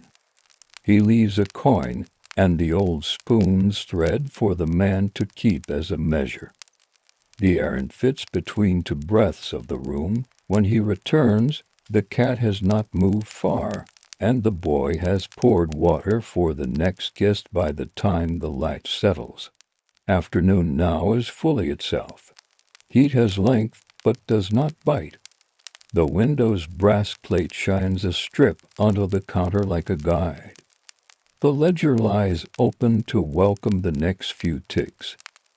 The grinder sings. The Saisby rises and settles like a thoughtful tide. Tavla counters murmur. Cardamom waits with patience. And the boy, hands washed, moves cups from rack to counter with a light that belongs to someone who trusts his own rhythm. In rooms like this, The middle of the day is not a hill to climb but a plain to walk. Feet know the way. Tools give back what hands have taught them. The coffee carries its small warmth into many hearts, and returns in coins and thanks and a particular calm that a shared space can teach. Light tilts, losing its noon brass, and taking on a mild amber. The eye narrows as shadows lengthen from door lintels and awnings. Inside, the room adjusts by small degrees. The owner eases the shutters to fingers inward. The beam on the glass shelf slides lower, turns the tulip rims to thin coins, and then lets them become plain again. Heat has gentled. Voices sit closer to tables. Trade gathers for its second wind. A bookbinder with paste at his cuff brings a parcel and leaves a thread of flour on the counter. He asked for shade, then for water, and drinks the water first without thinking. A tailor comes again, chalk fresh on his sleeve where a measuring hand brushed. The Tavla men have advanced their private debate by exactly 1 point and started again from the top as if both had won. The grinder works in brief hints. Short turns pause short turns. The owner tips the drawer into the jar and taps the lip once with the goose quill, a feather's knot that means the measure will not drift. The Saisvi rides the edge of heat, handle toward the hand that knows it. Foam rises to the rim and rests there like a thought that will not hurry to be spoken. He divides it into 2 finken, then returns the pot for a heartbeat to carry what remains. Cups sit down in their zarfs with the soft punctuation that suits afternoon. Letters collect at the side shelf. A porter brings one for a cousin in Stickdar, pays with 2 copper and a joke the room has heard before, and leaves without waiting for laughter. The olive seller's reply arrives, folded neat and sealed with a thumbprint. The owner places it where the day will not mislay it and adds a pencil dot to the ledger margin so his eye will remember when his hands are busy. A boy from the bath sets a folded note for the bath attendant's brother and receives, in place of coin, a paper twist with 2 candied peels to sweeten his walk back up the slope. The nargile gurgles in its corner 1 table only, a low stream of sound that feels like a breathy instrument tuned to the hour. The gentleman with book-dusted fingers taps ash from the ember, not hard, only enough to keep the pull easy. He reads 3 lines, closes the book with a ribbon left halfway in, and listens to the pipe instead. The boy coils the spare hose on its hook so it will not learn kinks. A small housekeeping tide rolls through the room between orders. The owner turns the rim cloth to a fresh fold so a clean edge waits under his thumb. He wipes the brass window plate where a pigeon's opinion left dust and watches the metal reply with polite light. He sets the horn spoon new bowl, smooth mouth back among its companions, and moves the one with the thread tag to the drawer where tools rest between lies. He checks the grinder's screw and adds a half breath of oil to the handle ping, just enough to quiet a hint of squeak the room did not need. 2 apprentices bring noise and then carry it away. One wants ordo with a cardamom whisper. The owner cracks a single pot in the mortar, the scent lifts, and then falls like a small curtain. He taps a dust of it into the pot and returns the tin to the high shelf. The apprentices drink too quickly, burn their tongues just enough to pretend otherwise, and go with the half-run of boys who have lingering tasks, and not much time. The ledger receives ticks that keep the day from fraying. Beans half pan. Charcoal 3. Candy 4 packets, 1 gifted. Letters 4 ready, to awaiting CO. He writes grinder screw settled in small script beside a dot. not for pride, but so his evening eye will not tug on a thread already tied. The pencil leaves a soft gray that pleases him. Ink belongs to letters, not to counts he will look at again tomorrow. The owner lifts a sugar cone and chips 3 parcels with the iron wedge. Paper folds corner and corner over tie themselves under his hand. A single pencil mark in the paper's corner still means order. 2 dots mean for the man who says he prefers bitter. He sets the packets near the grinder in the strip of shade under the shelf. The boy sweeps the sawdust border with long, even laps so footfalls won't stir a visible cloud when evening shoes start to pass. From the door, air brings the smell of roasting eggplant and warm bread from a bakery farther down.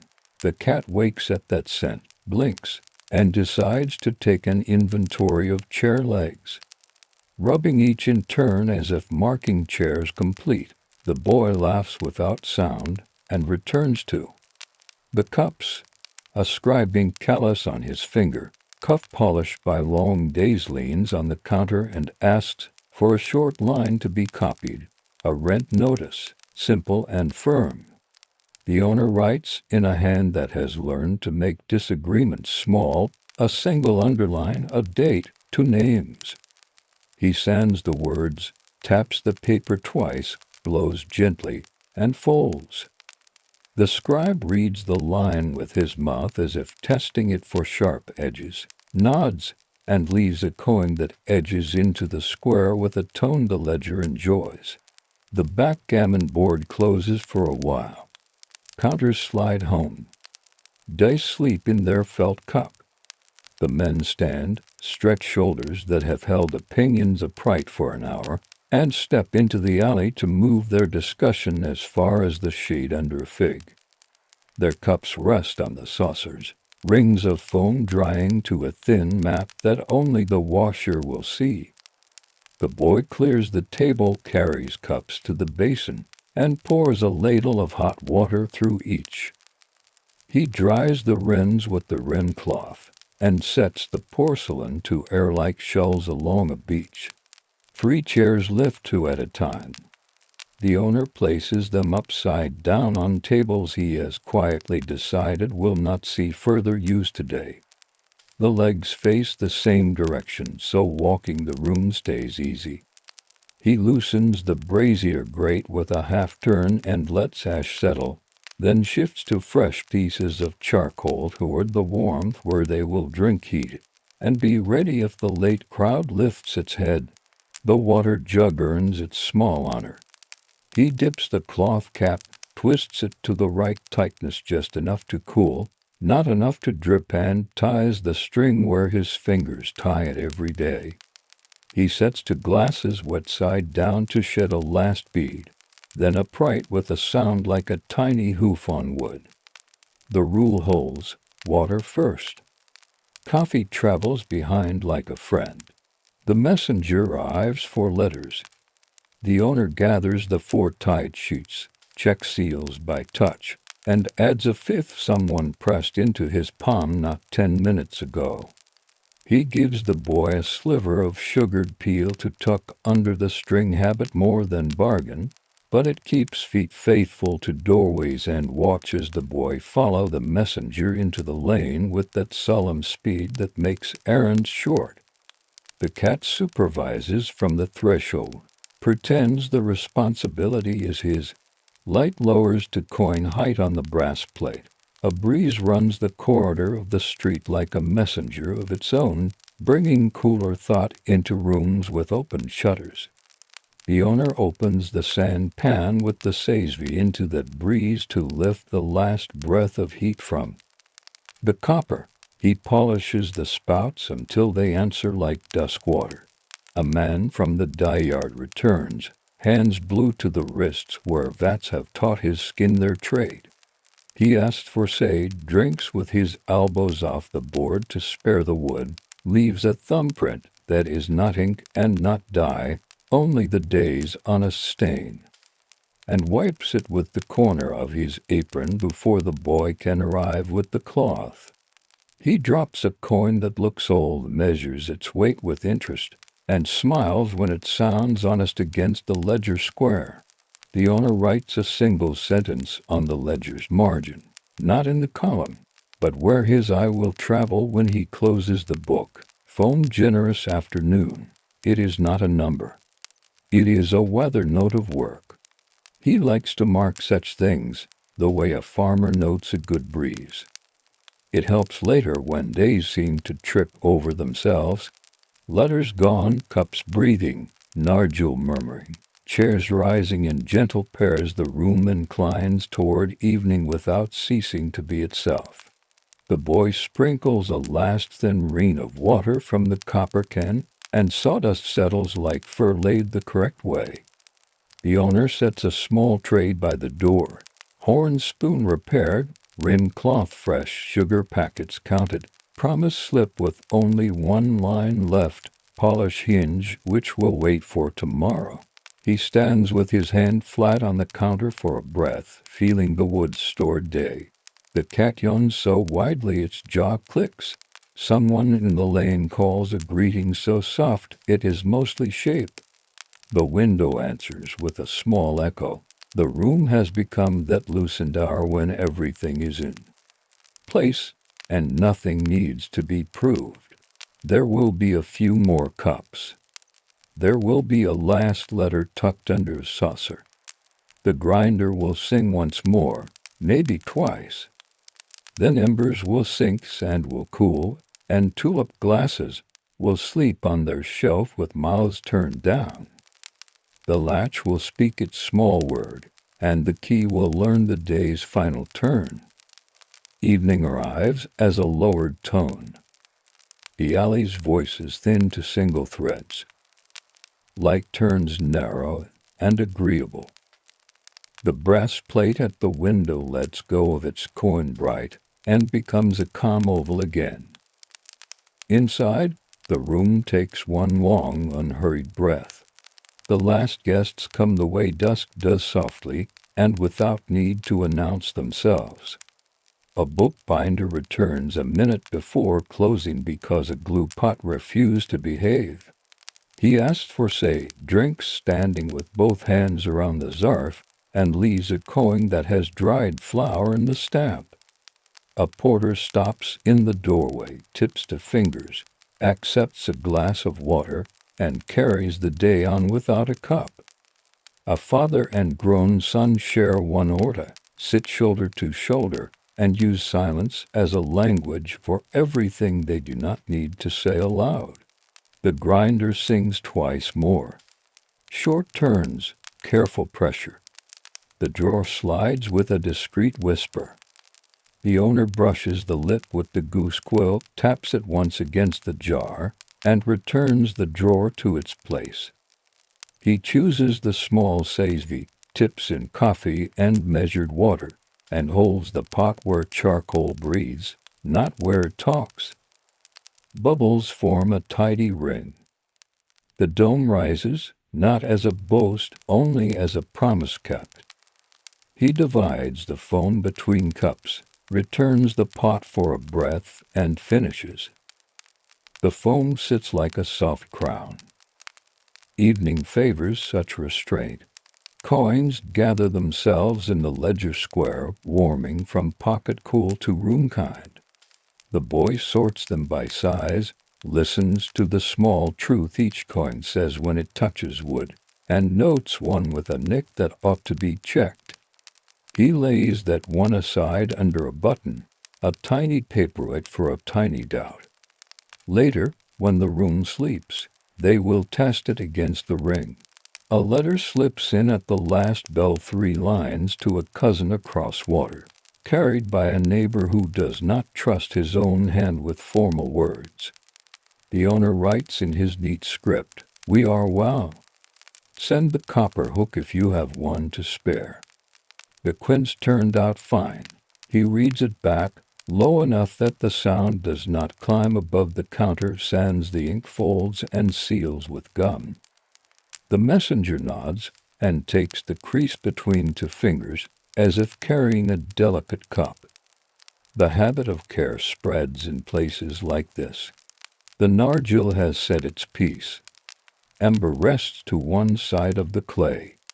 The water's voice subsides into a shy murmur, and then into a memory.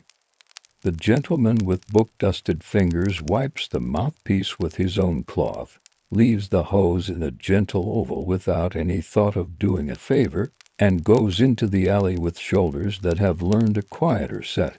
Housekeeping grows visible again. Chairs rise two at a time. Legs point skyward, all in the same direction, so the path through the room stays smooth. The boy sprinkles a narrow rain of water from the copper can. Sawdust settles like fur brush the right way.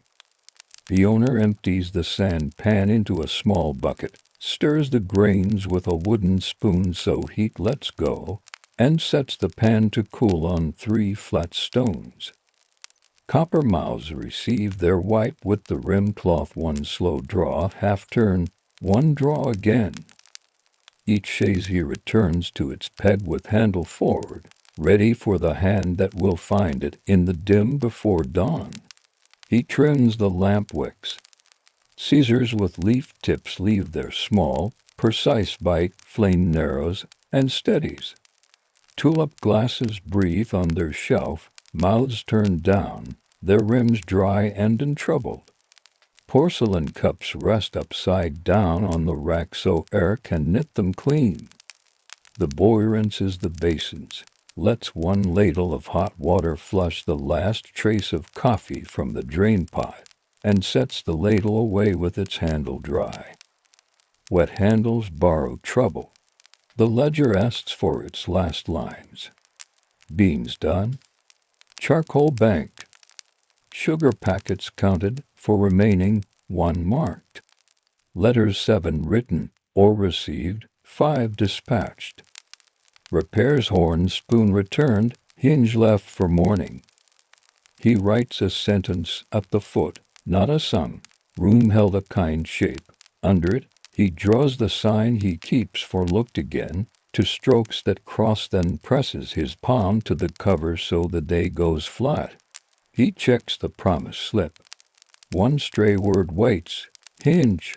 He folds the slip in half, tucks it under the lamp base, and lets the task sleep where morning will see it. Tasks kept near light do not hide. Sawdust collects in the floor pan, a small hill of crumbs and ash. The boy carries it to the bin with the lid that sits in a right relationship to the world. Lid down means the night will not learn to taste of old smoke. The cat follows, supervises with a blink, and returns to its warm square with no report filed. The water jug has 1 duty left. He lifts the cloth, pours a glass, and sets it on the counter for the first step in the door tomorrow. It is not superstition. It is a habit that teaches the room to begin with generosity. In many places, the first gesture shapes the hour. He oils what needs oil, a breath on the grinder's pin, a thought on the latch where wood meets iron. 1 careful touch on the hinge he will polish tomorrow. He does not overdo it.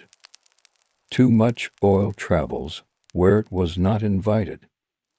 Too little lets a complaint grow into a noise. The middle keeps peace. The boy wipes the window plate 1 last time. Brass gives back a low moon where daylight once set a coin.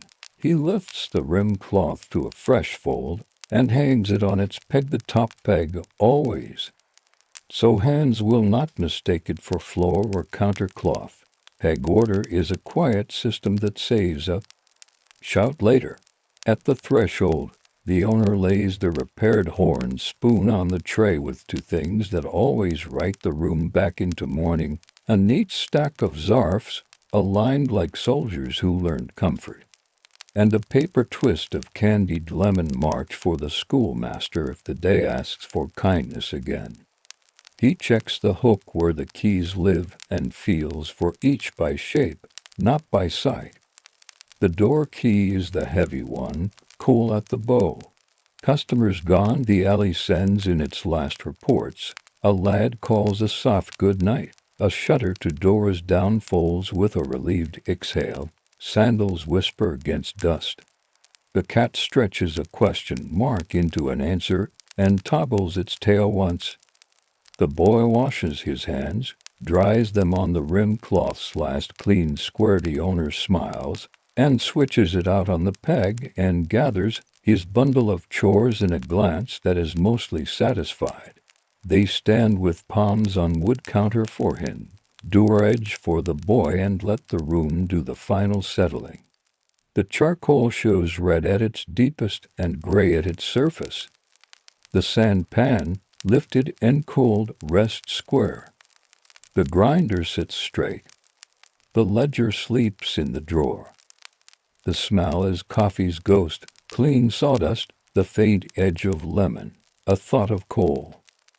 If you listen for it, there is also water, kept cool under linen, saying nothing and promising everything. He draws the shutters into a finger width. Night air threads across the sill. The cat steps out, then in again, then chooses in. He lists the key turns at once. The latch speaks its soft word to the street. He checks the door with a flat hand pressure, release hearing for the tiny voice that says enough. It answers. He blows the lamps in order from far to near, leaving a single leaf of flame by the ledger's drawer until the last moment when it, too, goes to ember. They close the day the way a careful hand closes a book. No snap, no flourish, only a finish that promises return outside. The alley holds their steps for a few paces and then gives them back to the larger dark. Coffeehouse remains behind with its small, even heart, a good room that knows its work. Places like this taught people to sit, to measure, talk, to keep time without bells. They are not courts, markets, or churches. They are gentle mirrors for the everyday, where sugar breaks, water waits, phone lifts and settles, and ledgers learn the handwriting of patience. That is their labor, and it is enough. He lifts the tray from the counter, checks that nothing on it asked for a second touch, and leaves it by the door for morning.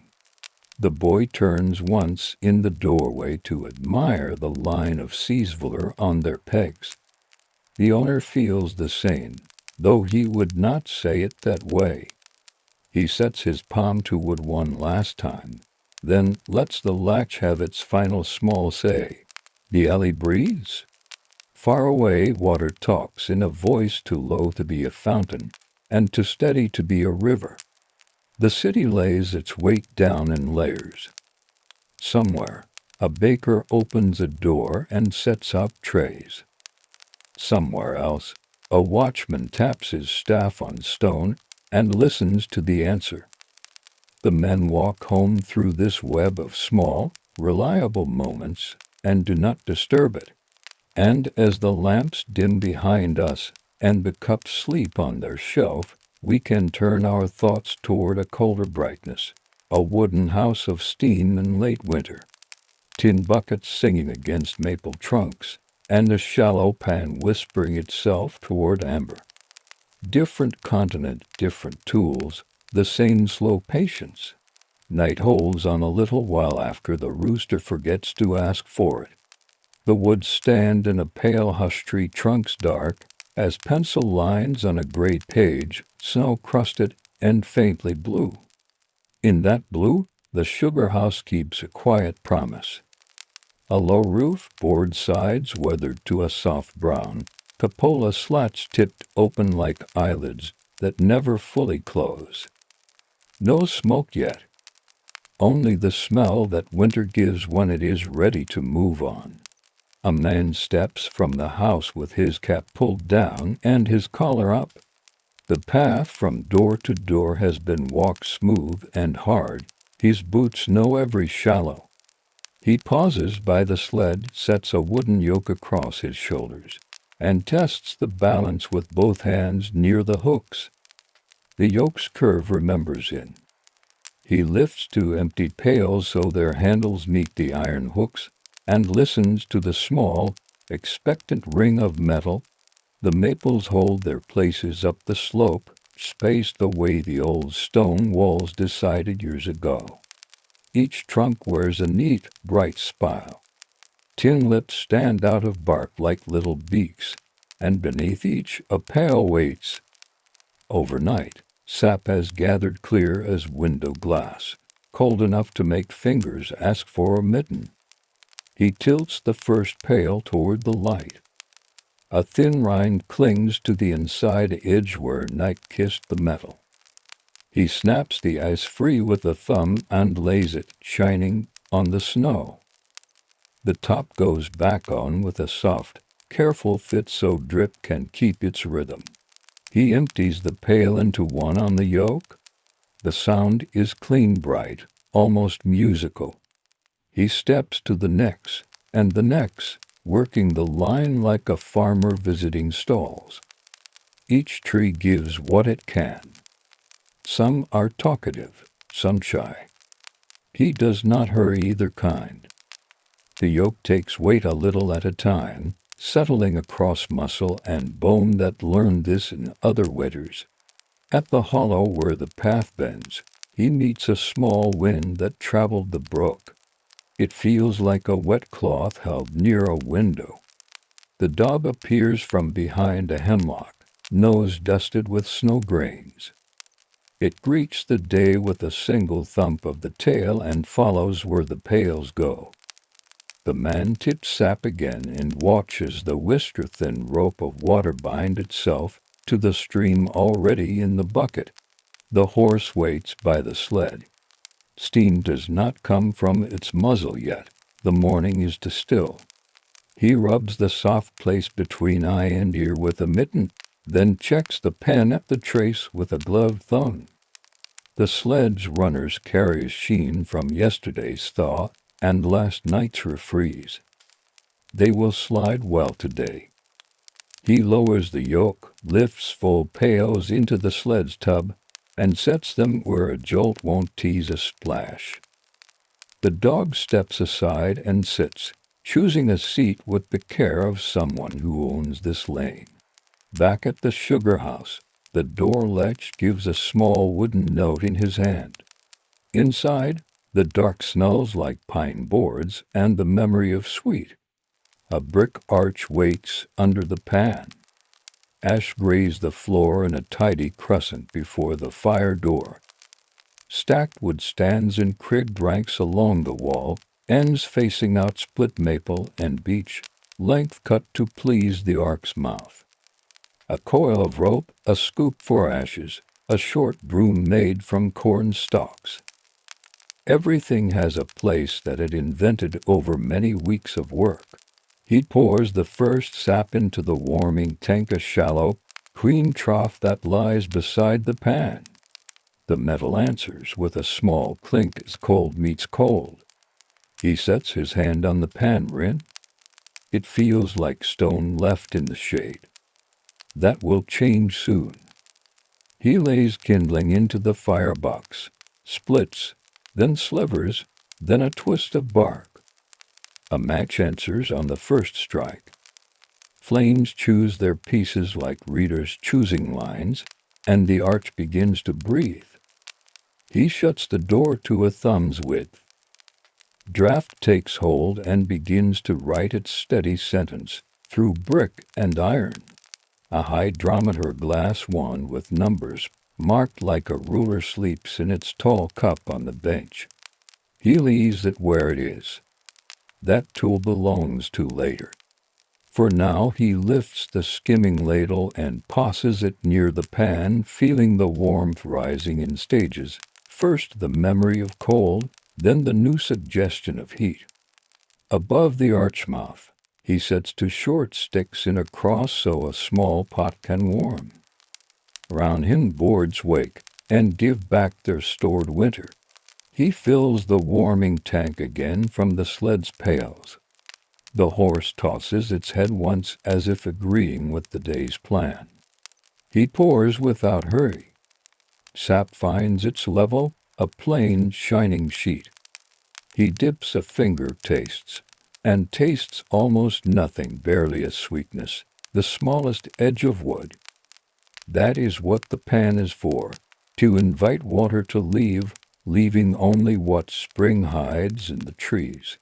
He carries the buckets back to the line.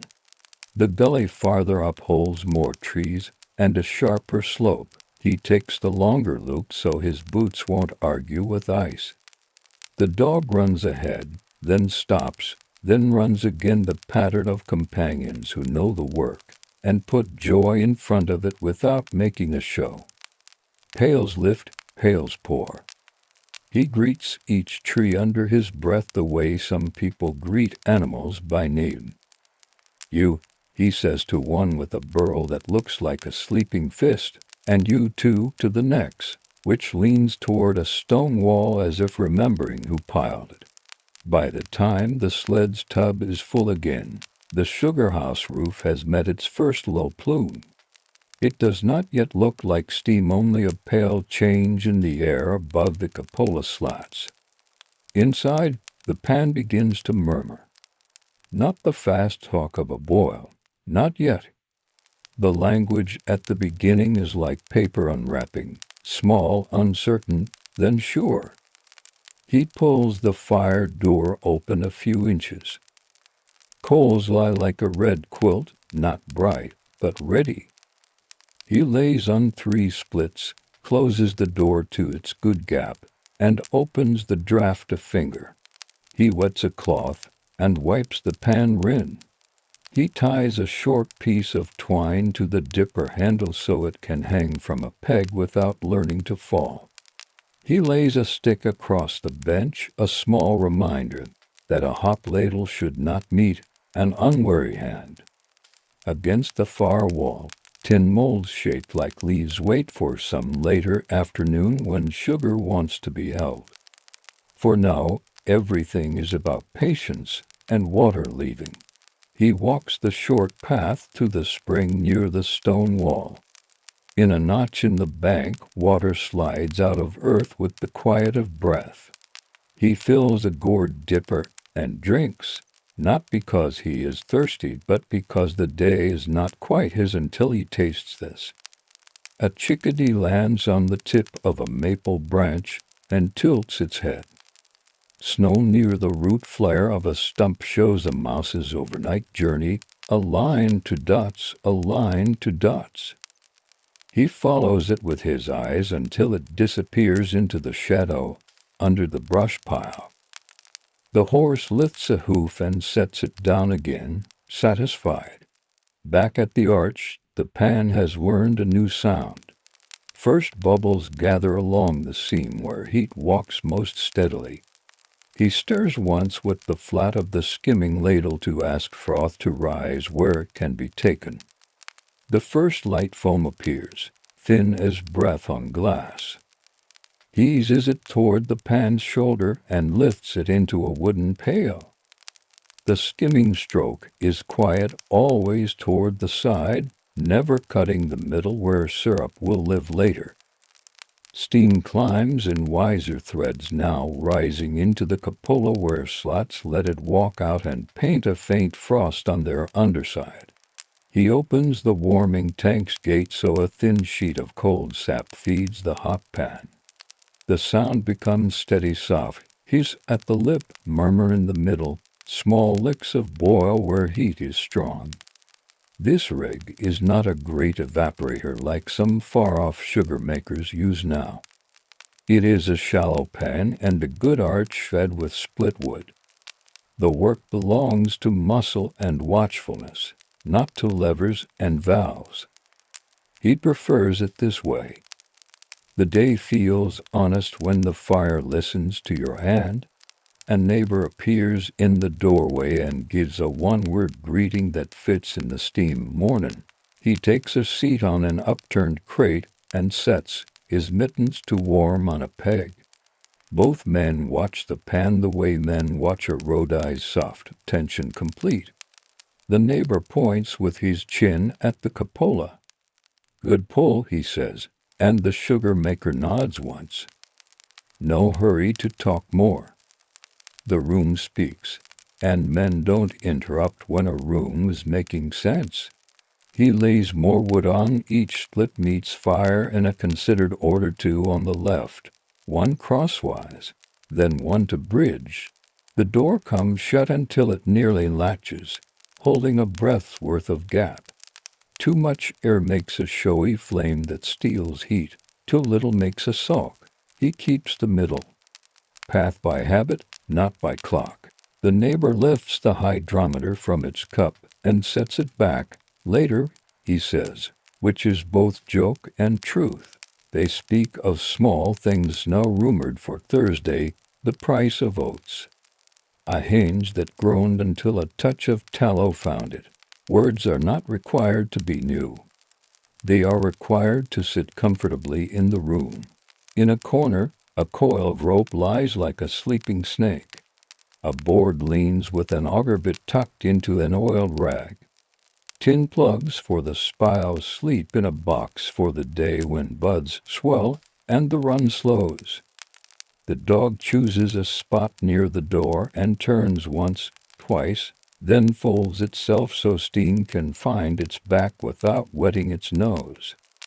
The horse shifts weight and settles with a breath that fogs the sill for a moment and is gone. By mid-morning, steam has taken the shape of real work. The ceiling softens. Wet warms the boards into a smell somewhere between sap and bread. He skins again, smoother now, less tentative. He draws a line with the ladle and watches how quickly it heals. Then he pulls the dipper, sends a little into the test cup, and sees clear, thin, honest, sweet, closer to water than to syrup yet, and exactly right for the hour. He steps outside once to see how the Sugarhouse looks from the yard. A faint flag of white leans from the cupola straight into a sky the color of tin. The sled holds 3 emptied pails, mouths tilted so they will dry instead of breed a smell. The path back to the trees has been stamped to a shine. Over at the stone wall, a red squirrel scolds the idea of work, then forgives it. Somewhere down the hollow, a crow remarks on the day as if it were responsible for it. Inside again, he opens the fire door, lays to more splits, and closes it to the good gap. He adjusts the gate from the warming tank so the sheet grows a hair thinner. Heat wants to meet sap, not be drowned by it. The neighbor stands, reaches for the wood stack without being asked, and brings 3 armfuls forward. The sound of ends clicking together is friendly, like coins set on a counter in a place where no one counts out loud. The man touches the pan rim, a quick test, not to own the heat, only to greet it, and nods. He rubs the back of his wrist across his cheek and finds it damp, not with sweat, but with the room's breath. He smiles to himself at that. Winter gives back a little face wet to anyone who will stand and earn it. Noon is not here yet, only the strong suggestion of it. The wrong will continue. Buckets will be lifted, poured, set back under tin mouths. The arch will learn to speak in a quicker tongue. The pan will tighten its voice. For now the day has found its start, and the Sugarhouse has answered it. The boy arrives not with a shout, but with a new grammar. First, small bubbles ring the pan where heat gathers. Then the whole surface learns to speak in many places at once. The sound becomes a low, tireless tremor, steady as a kettle that has made its mind up. Steam slips through the cupola in pale sheets. The room turns warm enough that breath is only visible near the door. He opens the fire door and feeds the arch with 3 splits laid like letters in a word he knows by heart. One lies at the back to keep coals thinking, to cross slightly where flame likes to stand. The door closes to that coin-wide gap that pleases draught. Air hums along the iron throat. Heat. answers the boil hose. Skimming becomes its own small craft. He slides the ladle just under the top and eases foam toward the shoulder where it can be lifted without losing much sweet. The foam looks like thin lace that meant to be water and changed its mind. Into the wooden pail it goes, quiet as a secret. The neighbor watches, then takes a turn learning the weight at the lip that says when to lift and when to leave. The ladle's edge whispers against the pan in a line that is always toward the side, never across the middle where a rash stroke could bruise the surface. Sap from the warming tank slips into the hot pan as a thin sheet. He adjusts the gate so the line shows itself but does not insist. The run from the trees has found its honest pace. Outside, tin lips on bark speak a small, repeating syllable that the dog's ear follows without choosing to. Inside, water leaves steadily. Sweet begins to concentrate. A faint change of color lives at the pan's far end, not brown yet, only straw learning honey. The horse sets a hoof and rests the other, as if agreeing that this will be a day for patience. It noses the sled tongue, then the dog, then the door's cool latch. The dog leans into the horse's shoulder and blinks, as if to say winter asked for companions. In the corner, a coil of chain keeps quiet near a stack of spare stays for pails that will need tending when evenings run long. He draws the hydrometer from its tall cup and leaves it on a clean rag to warm a finger from the air. Not for now only so the glass will not be shocked when the test comes later. Beside it sits a tin of felt filters and a cloth bag stitched from flour sacking for the finish. He touches the bag seam with his thumb. The stitches hold. Someone's winter evening turned into this neat line. At the bench, a small pan warms with a knob of tallow meant not for lamps, but for rope. He rubs a breath of it into the laying line that keeps the spile's tin pails obedient in wind. Outside, he will tie a slip under a lid that rattles when gusts try their tricks. Indoors, he keeps the knots and habits that turn weather from trouble into conversation. He pulls the dipper and pours a little sap into a cup, just to see it in the lamplight that hangs near the post. Clear, nearly water, with a glint that hints at things to come. He smiles and drinks. The taste is almost nothing, which is right for mid-morning, the promise, not the payoff. He rinses the cup and sets it mouth down on a peg. The neighbor steps out to the line with a yoke over his shoulders, happy to trade warm air for the bright quiet of the trees. The dog goes too, trotting ahead to announce each pail with a nose tap. Sap sounds metallic and neat when it meets the sled tub.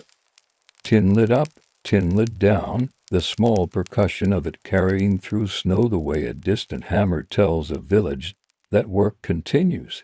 Alone in the house, the man adds two pieces to the fire and rakes ash from the front lip so air will not be embarrassed to enter. He checks the pan's far corner where heat likes to make mischief. No sticking, just a quicker boil that he evens with a nudge of the gate. He wipes the rim again with a damp cloth, leaving a bright path for the next skim stroke. Boards above him grow damp and then glisten. A drop grows on the edge of a cupola slat and falls to the floor with the tiniest applause. On a hook hangs a length of cheesecloth for filtering the foam pail's thin skimmings. He pours them through into a crock and watches a faint sweetness thread the cloth. Later, this will become someone's tea sweetening or a little glaze for a hand. Nothing within the room's reach ought to be wasted if it can be welcomed back into use with a patient turn. He steps outside to the woodpile stacked under the lean-to, length cut to the pan's appetite, and ends faced outward like a row of books. A small axe sits in a notch. He splits 3 more slim pieces for quick thinking if the boil hesitates, then for thicker splits for longer sentences. The sound of split wood is its own whether clean, decisive, the tone a bit higher in the cold. He carries the armload and beds the pile near the door, right hand to right hip, so muscle will learn a easier reach. The neighbor returns with the yoke, sets it down, and tips the sled tub into the warming tank. Sap sheets in with a bright, glassy song that the dog tilts its head at. The horse rolls an eye toward the sound, sees that it is only the usual, and chooses the same square of floor it picked earlier. The neighbor rubs his hands together and holds them to the ark's warm breath, not close, just in the place where he'd asked politely to be felt. By now the pan's language has changed again. Bubbles stand closer to one another. The surface trembles in a tighter weave. Steam carries a new note that hints at bread crust and light caramel, faint as a memory you almost catch.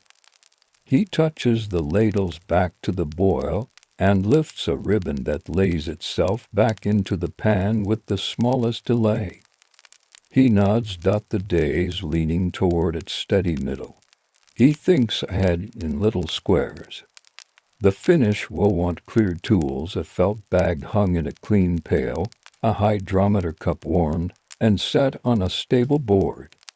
He checks the felt, shakes it once to free sleep dust, and drapes it over a peg so it will not startle when asked to work.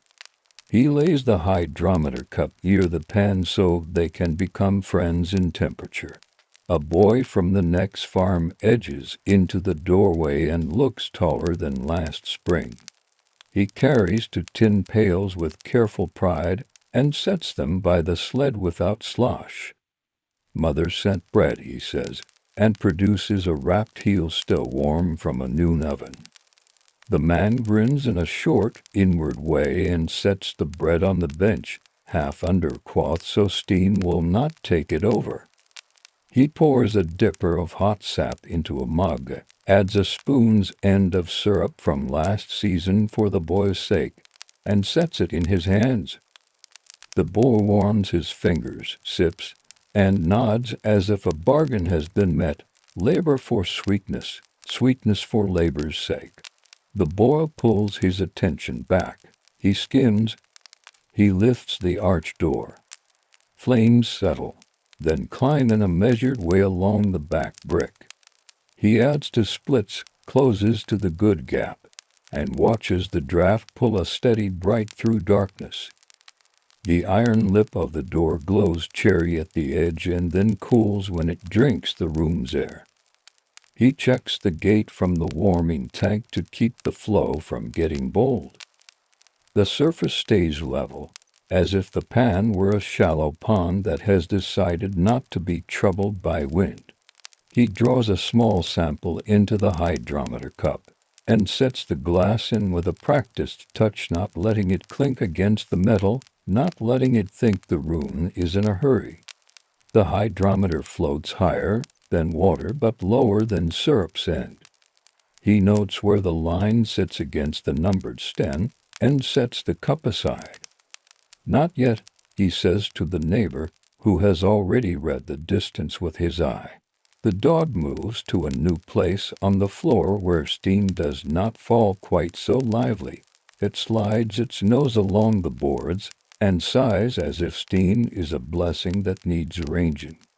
The horse stamps once, then agrees again with stillness outside. A crow calls a 3-note line and repeats it because no one answered the first time. He makes small adjustments that look like nothing and are the room's quiet backbone. The broom takes a stripe of wet sawdust away from the arch where dripping boots brought it. The skimmer's handle gets a twist tighter where wood meets metal. A peg under the bench receives a wedge under 1 foot so it will not rock when a jar sits there later. These are not chores. They are courtesies that let work hold its shape. The neighbor brings in a new yoke load and hangs two empty pails by their ears from a beam so they will dry instead of keep the day's cold breath. He checks a spile's lip with his thumb and, without thinking about it, wipes a tiny dot of ice away so drip will not hesitate. The boy, finished with his mug, lifts the wood door latch for the horse to peer out at the line of trees. A single snort makes a small cloud in the doorway. The cloud walks out and becomes part of a sky that has turned the color of pewter. By early afternoon, the pan wears a more confident face. The edge at the far end shews a finer bead. The ladle draws a ribbon that remembers itself a finger longer before lying down. He dips a spoon and watches the drip from its lip string into a thin thread that tries to hang. Not syrup, not close yet, but beyond sap's thinness. He smiles into his collar. The work is going to its mark. He opens a small tin and rubs a breath of butter on the spoon tip of farmer's defoamer, not much, just enough to quiet a burst of foam that tries for the pan's edge. The foam subsides as if reminded of manners. He wipes the spoon and returns it to its peg. The neighbor has seen this trick every year and still likes the way a small kindness can keep a big boil well behaved.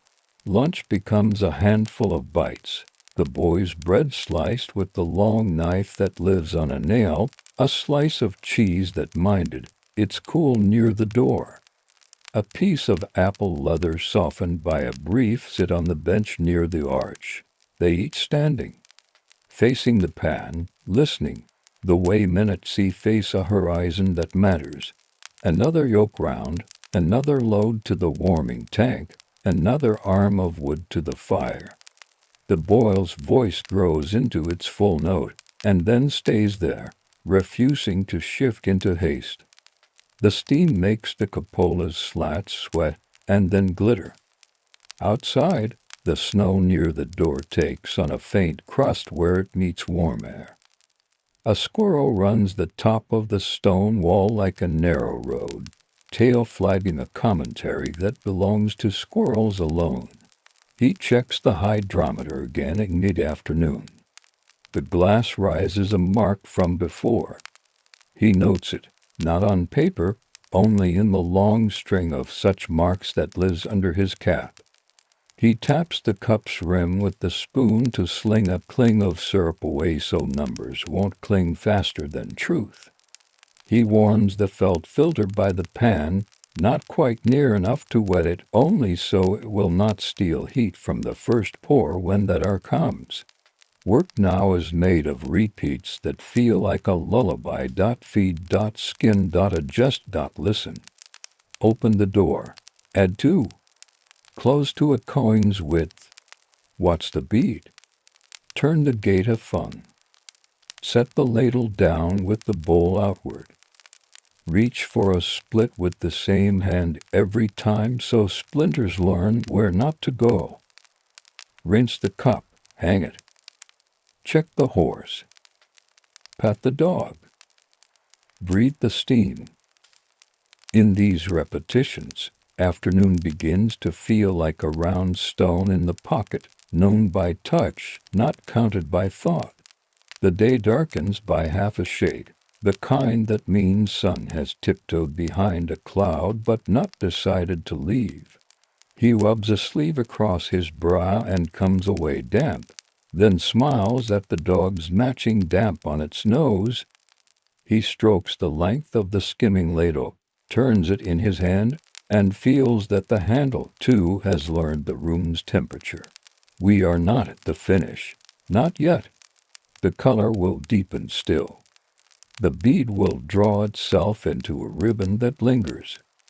The hydrometer will read a number he trusts. The felt will hang ready. There may be sugar on snow for a small hand if a pail of clean snow sits close, and an older jar gives a spoon. For now the arch keeps its steady persuasion, the pan its slow music, and the maples their quiet gift. Mid-afternoon gathers like a shawl around the roof lying. Light thins from pewter to pearl. Steam keeps its steady climb, turning the cupola's slats to damp lace. Inside, the room speaks in a low, constant patience. Boil, breathe small clinks. The soft thud of a split settling deeper into coals. He works a rhythm that fits the hour. To splits. Door to the good gap. Skin with the ladle's lip just under the top. Ease foam to the shoulder. Lift, let it fold itself quiet in the pail. Wipe the rim with a damp cloth so the next pass will find no snag. The dog changes places with a sigh, choosing the square where steam warms its back but leaves its nose in cool air. The horse sets a hind hoof down, lifts the other, and trades weight like a considered neighbor. Color deepens by a small truth. What was straw is now hay with sun in it. At the pan's draw-off corner, bubbles hold tighter to one another. He draws the hydrometer cup, fills it with a dip from the hot side, and settles the glass wand into it with a patient hand. The stem rises, not to the finish yet, but far enough to earn a nod. He reads the line with the same quiet he gives weather. Numbers here are not orders. They are companions to the eye and the spoon. In sugar houses of this time, hydrometers walk beside instinct, never above it. The tongue and the ladle kept their say. He tips the sample back to the pan, a thin ribbon that blends without comment, and sets the cup near warmth so it will not shiver when asked again. The neighbor returns from the line with a yoke's worth of pails and a handful of bright notes from tin lips still awake on the slope. Sap finds the warming tank with its clean, glassy song. He grins at that sound the way people grin at a remembered tune, then steps aside so the steam can greet his cap. Filtering begins in little rehearsals. He shakes the felt cone, once dust of storage gone, with that single breath, and hangs it from a peg near the bench where heat will think kindly of it. A square of clean flannel cut from a worn shirt last winter waits as a second filter for the first jars. He sets to stoneware jugs by the hearth board where they can learn warmth without courting a crack. Lids lie beside them, mouths up, a habit learned from losing one to an unseen splinter a vast years ago. A child arrives at the door, cheeks pink, wool cap crooked. It is the boy from the next farm again, this time with his sister in a red scarf, carrying a pan of clean snow as careful as any silver salver. For later, he says, trying not to ask. The man nods, pleased at the thought, and sets the pan on a high shelf where steam won't turn it into soup before it's time. Sugar on snow is not a ceremony here, not every day. But on certain afternoons, a trickle of hot syrup onto clean snow writes a thin amber ribbon that curls and stiffens, and small hands remember the year by that taste. The boil tightens its weave. He draws the skimmers back across the surface, and sees ribbons hesitate before they lay themselves down. He reaches for the little butter tin, touches a breath of it to the end of the spoon, and smooths a lively patch that tries to climb. Foam remembers its manners and stays home. The neighbor watches with the smile of someone who has learned that tiny answers can calm large talk. Now the fire asks for his full attention. He rakes the front lip where ash has grown bold, making a shallow trench to tempt air under the coal bed. He lays to thick splits crosswise, then a slim one to act as a bridge, then another thick, closing the door to a coin's width. Draft answers in the iron throat with a throat note that says the arch feels respected. The cherry glow along the door's edge softens to orange, and then to a steady dark that still carries warmth like a banked thought. He tests the draw-off corner with the dipper and spills a thread onto the pan rim. It clings a finger longer than it did an hour ago. He tastes from the spoon's back, never the front, that will talk to jars, and meets a first honest sweetness, not sharp, not heavy, more like a story beginning to remember its own ending. He rinses the spoon in the scalding dipper, shakes it once, and hangs it bowl out so heat will dry it clean. The neighbor brings in a small arm of wood and stacks it by reach, right-handed to the right, so the body will not quarrel with the day later. He brushes wet sawdust from the floor with the cornstalk broom so boots won't learn a slide. The horse lowers its head and listens to the arch the way animals listen to rain on a roof. The dog decides to supervise the door crack and leaves a nose print the size of a coin on the cool board. He checks the hydrometer again. The glass floats higher, flirting with the mark that means the finish is thinking of being born. He does not rush. Syrup that loses a breath of water too soon will sugar in the jars like frost in a pail. He wants a slow persuasion, not a surprise. He eases the warming tank's gate until the feed is a hair thinner, helps the pan hold level, and adds a split to the fire that is more about tomorrow's ember than today's blaze.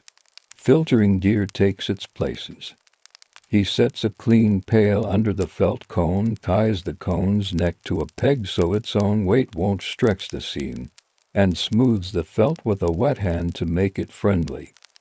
Beside it, he lays a length of cheesecloth for a first pass if the felt box. Many small pots lead to clear syrup. He keeps two open so one can help the other. The boy and his sister stand like small sentries near the bench. Not yet, the man says, smiling with his eyes at the pan. Soon, they nod as if sworn in and turn their attention to the horse, whose patience can hold to children's interest longer than a clock. Late light finds the cupola and turns the steam into a pale banner that bends and writes its own brief history against the trees. Inside, he draws the hydrometer once more. The number sits where it should. He reads it, trusts it, and then trusts the ribbon from the spoon just as much. Both say what the day says. Now. He opens the little draw-off gate at the corner. A thin stream the color of straw honey walks into the steel pitcher. He lets it run a moment, shuts the gate, and holds the pitcher to the light. Cloudiness walks in circles, and then begins to settle. He pours the pitcher through the felt. The filter drinks, hesitates, and then agrees. A slow amber thread finds the pale glow. He breathes once with relief and keeps the fire even. No new wood mid-pour, no draft change, only a hand near the door to remind flame that panic is not invited. Two more pitchers follow, each tasting a fraction darker than the last, each finding the felt's lane without complaint. He wipes the pitcher's lip between pours, not because anyone will see it later, but because jars like a clean conversation. The boy shifts on his boots and watches the amber letter itself into the pail. The dog decides this part is for people and conserves its attention for the pan of snow on the shelf. Stoneware jugs earn their warmth by the hearth board. He touches the side of one, feels not heat but readiness, like the feel of a hand that has been near a stove but not on it. That is the right place for pottery. He carries the filtered syrup to the bench, slides a rust-free funnel into a jug, and pours. The stream thickens almost imperceptibly, then finds a steadiness that pleases the ear. A jar can be overfilled by eagerness. He stops a thumb below the lip and caps it with a twist that will remember its own thread later. Between jugs, he tends the fire with 2 small pieces, laid as if setting a table rather than stoking a forge. He draws the skimmer once across the pan's new map, collecting what foam persists, and tips it to the skimming's jar. He checks the hydrometer again with the small discipline that keeps pride from going faster than truth. The line holds. The oar continues to say yes. The neighbor cleans the felt by inverting it and letting gravity pull sweet from fiber back into the pail. He rinses the cone with a dipper of hot sap. Not water sap will not shock sweet loose into thinness, and shakes once. The cone returns to its peg ready for the next small run.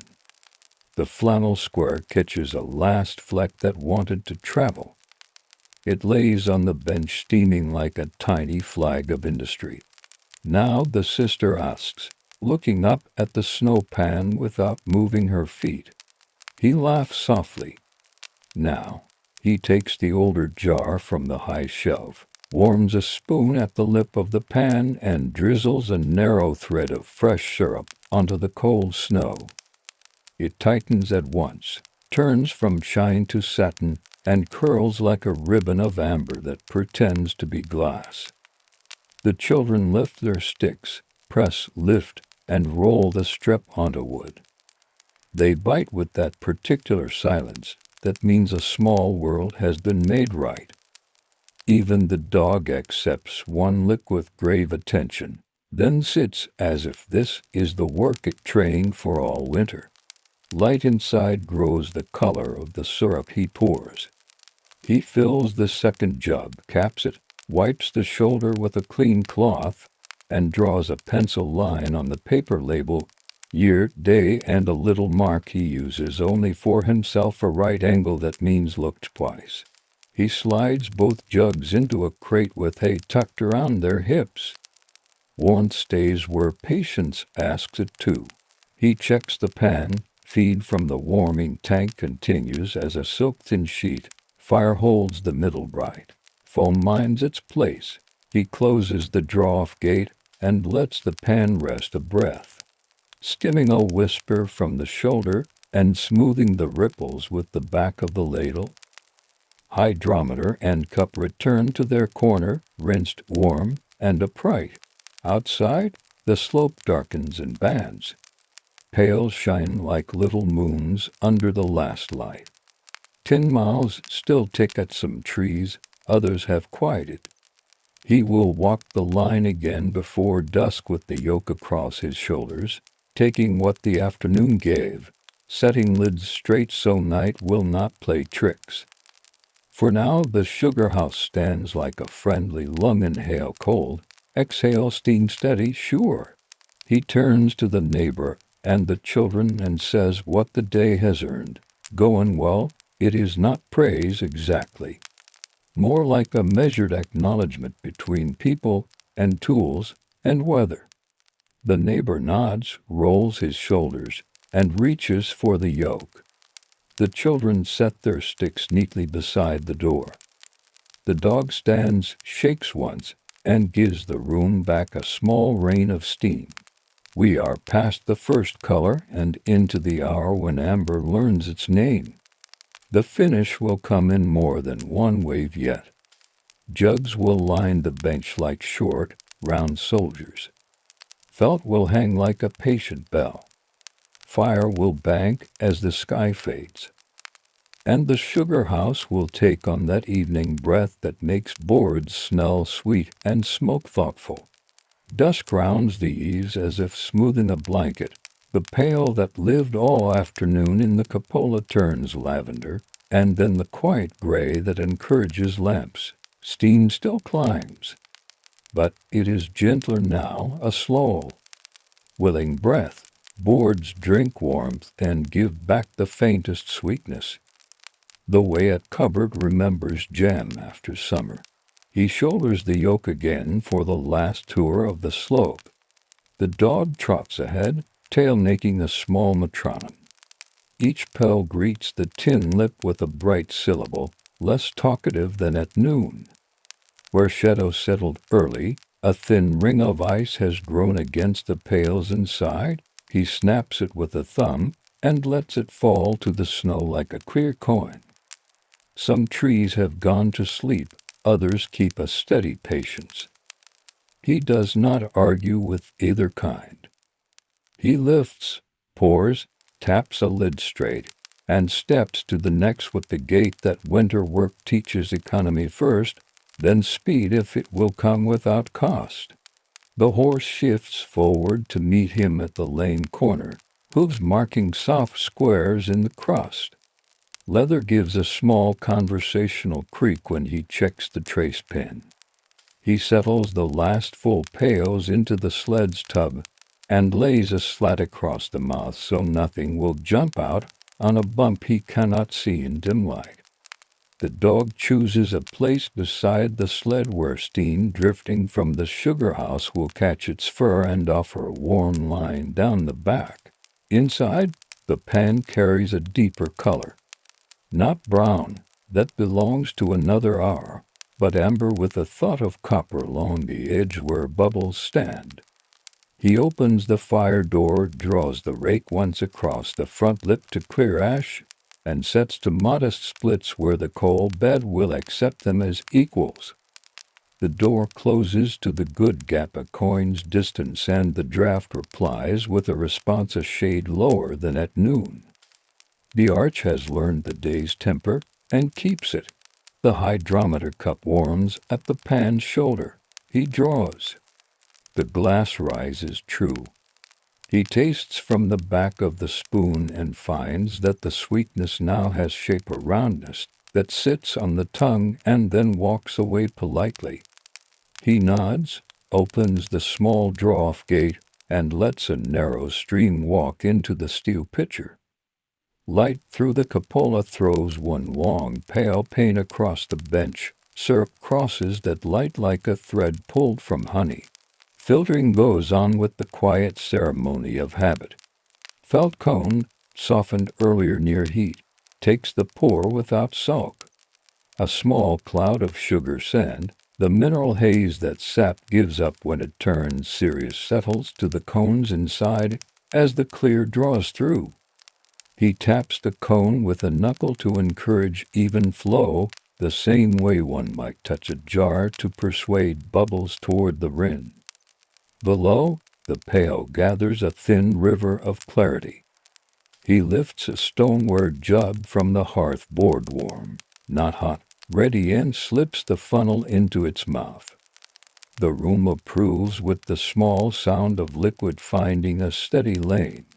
Children return like a soft echo, coats set straighter now that daylight has thinned. He tips the sugar on snow jar again, draws to modest amber pots on the saved pan of clean snow, and watches ribbons stiffen. They roll the strips onto their sticks with the reverence that belongs to small, well-earned sweets, then back away from the bench as if they had promised not to jostle luck. The dog receives its measured share and declines to argue for more. Along the wall, tin leaf molds wait, edges bright against old wood. He chooses to and warms them on a shelf over the arch where heat is gentle. With a spoon dipped in hot sap to keep sticking away, he fills the molds halfway with filtered syrup, a trial for candies that might set if the evening air agrees. He lays them aside, thinking of a neighbor who likes to keep one in a pocket to soften a long walk. He marks labels in pencil while the jug cools to holdable. Date, wood used most today, and a small symbol. He learned from his father to strokes that meet like a corner to mean checked again. The paper ties to the jug neck with twine that answers to a square, not the way good rope does. Willing to lie flat and not think of mischief, the neighbor returns the yoke to its peg, shakes ice from his mitten cuffs, and stands with hands out to the arch as if warming coins.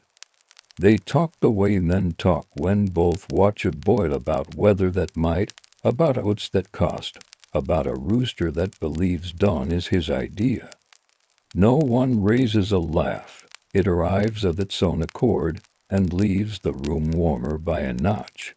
He draws again, filters again, fills the second stoneware jug, and shapes straw on its shoulders in the crate so cooling will not ask too much, too fast. He tips the felt cone inside out, lets sweet threads pull back into the pail, and rinses it with hot sap, not water. Sap is kin, it does not thin sweetness out of itself. He hangs the felt by a peg to steam a bit and then grow quiet. The fire settles into its evening tone. He lays one thicker split back of center to build tomorrow's memory in the coal bed.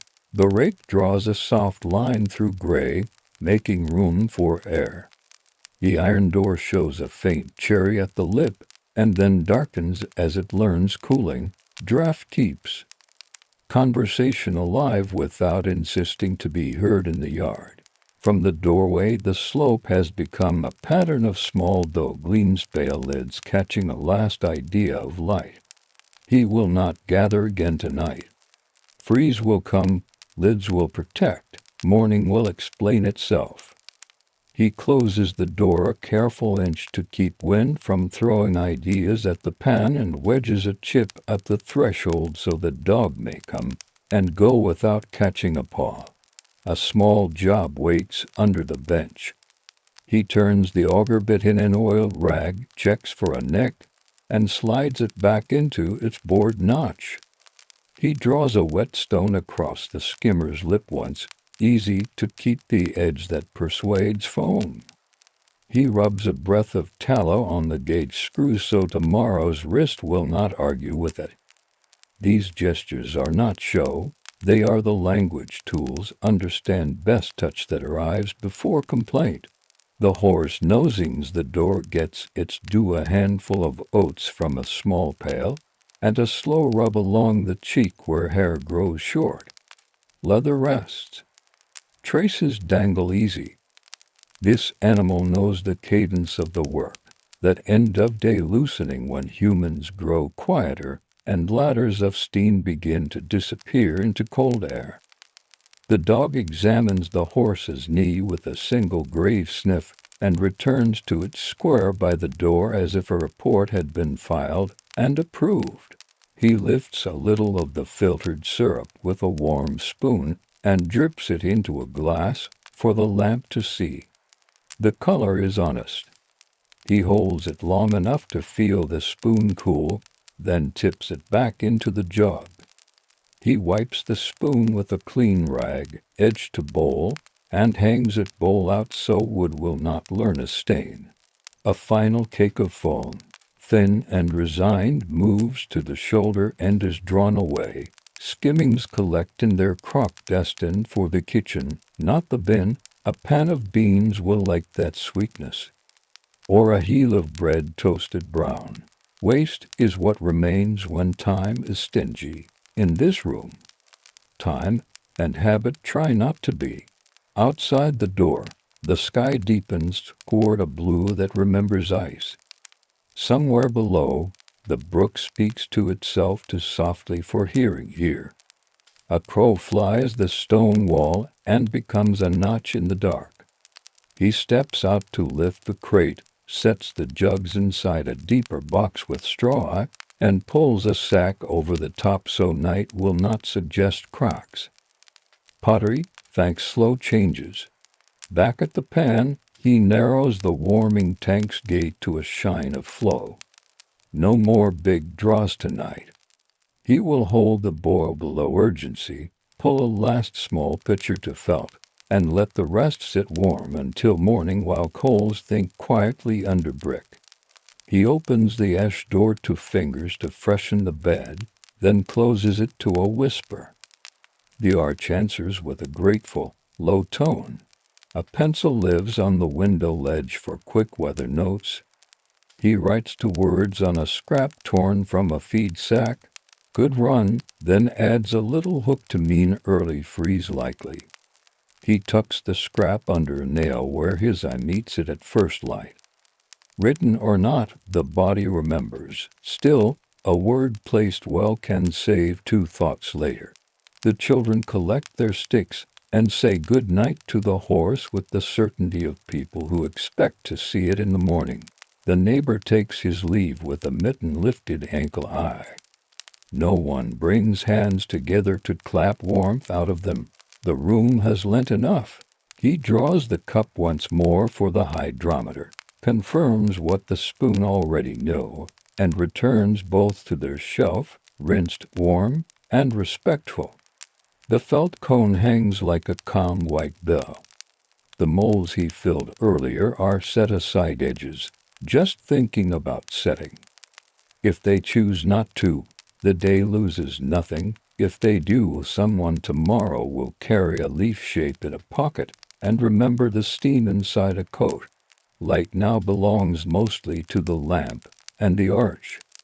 He pulls the laddered shutter half closed so wind will borrow only a little of the room.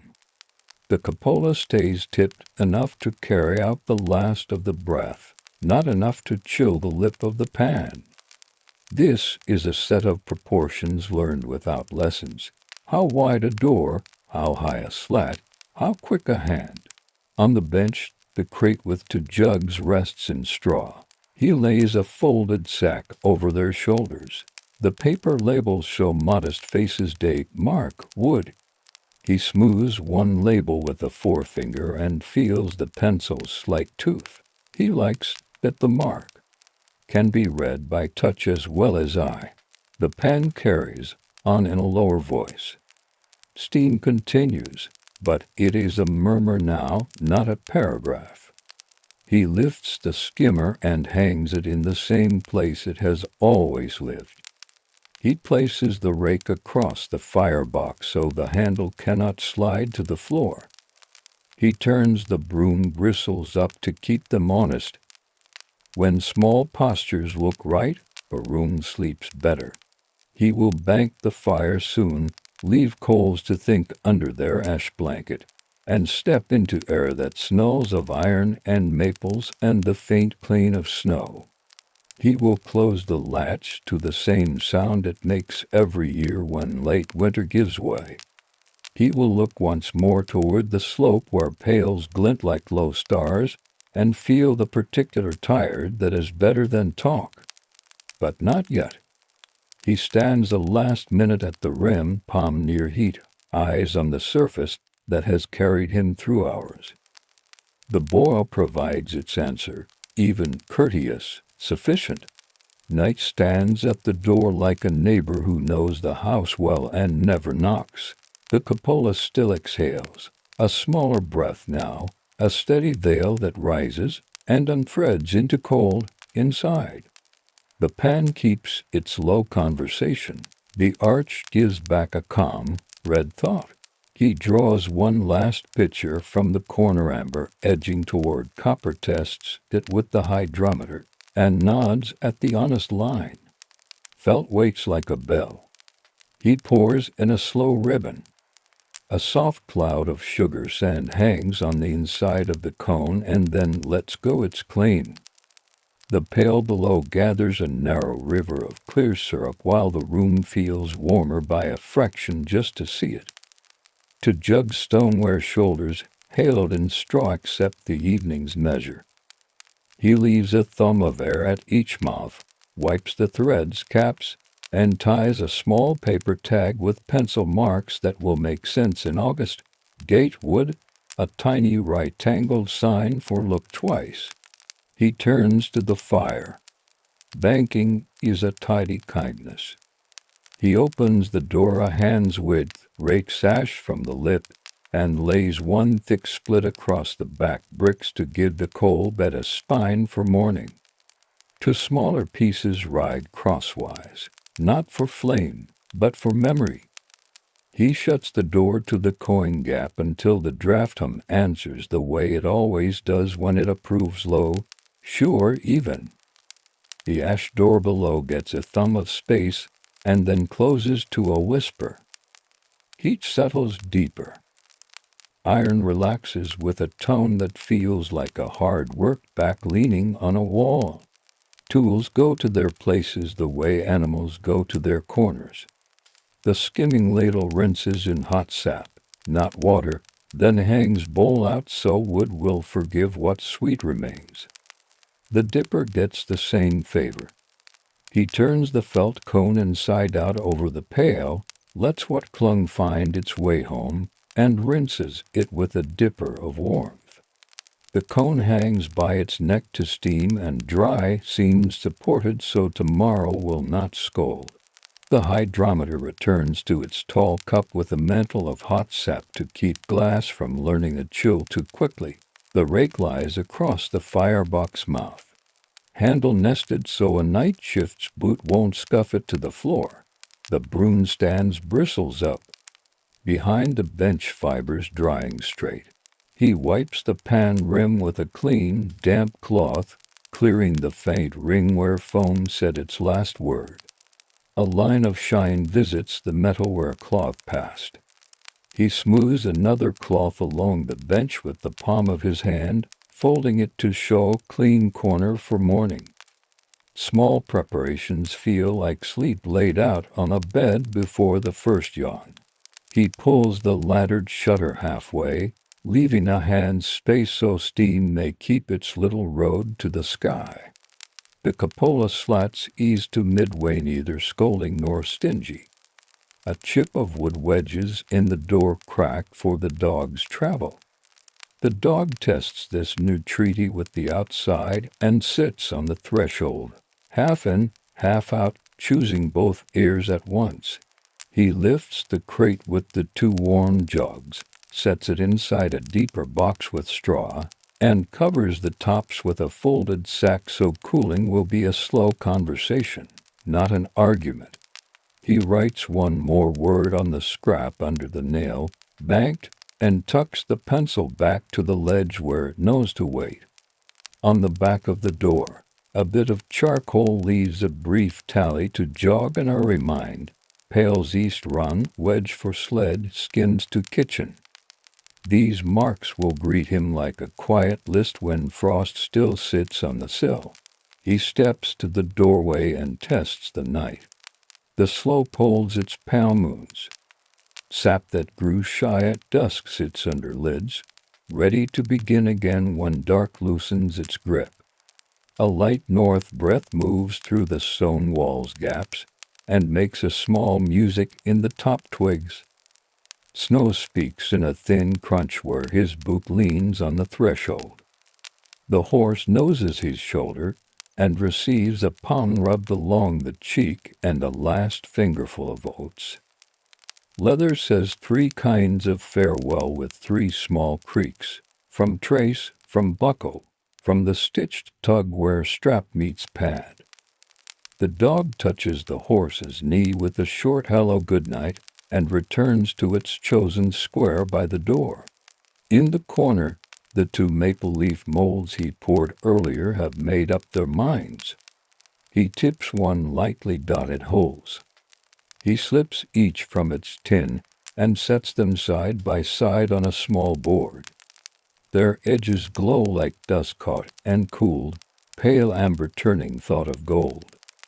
He will trade 1 to the neighbor, keep 1 in his pocket tomorrow for the longest stretch of the line. He moves once more along the room with the habit of closing. Pen room clean, gate snug, felt hung, hydrometer safe, bench cleared, axe seated, shovel cooling, woodpile stacked by reach. Broom upright, sled pinned, jugs nested. He stops with his palm on the ark's warm iron and lets a breath come in and go out until that warmth feels like it has learned his pace. The Sugarhouse, too, seems to have a chest that rises and falls. Inhale the cold through slats. Exhale sweet into the cupola. A good room knows how to do this without asking permission. He drops the bar at the door with the sound the bar has learned from 100 late afternoons wood on wood, a modest note. The latch adds its shorter sound. He lifts the bar again and sets it down once more, not to check, only to let the door remember. He takes the yoke from its peg and hangs it by the window so the curved wood can look at stars if it wishes. He lifts his coat, ties his scarf, and rubs his thumb along the rim of the long spoon one last time so tomorrow's first reach will feel familiar. Outside, the dark feels like a coat held open for him. Trees carry their sap quietly under cold bark, not stopped, only slowed. The path holds the day's prints like shallow bowls. He walks where his boots have already taught the snow to accept him. The dog trots ahead, pauses, looks back with a question that is also an answer, and goes on. The horse settles into its place beside the sled, and the stall door holds its own quiet rectangle. He passes the stone wall. Lichen glows a little in moonlight, pale maps on old rock. Somewhere under the white, a mouse draws the same ink of tracks it wrote at dawn.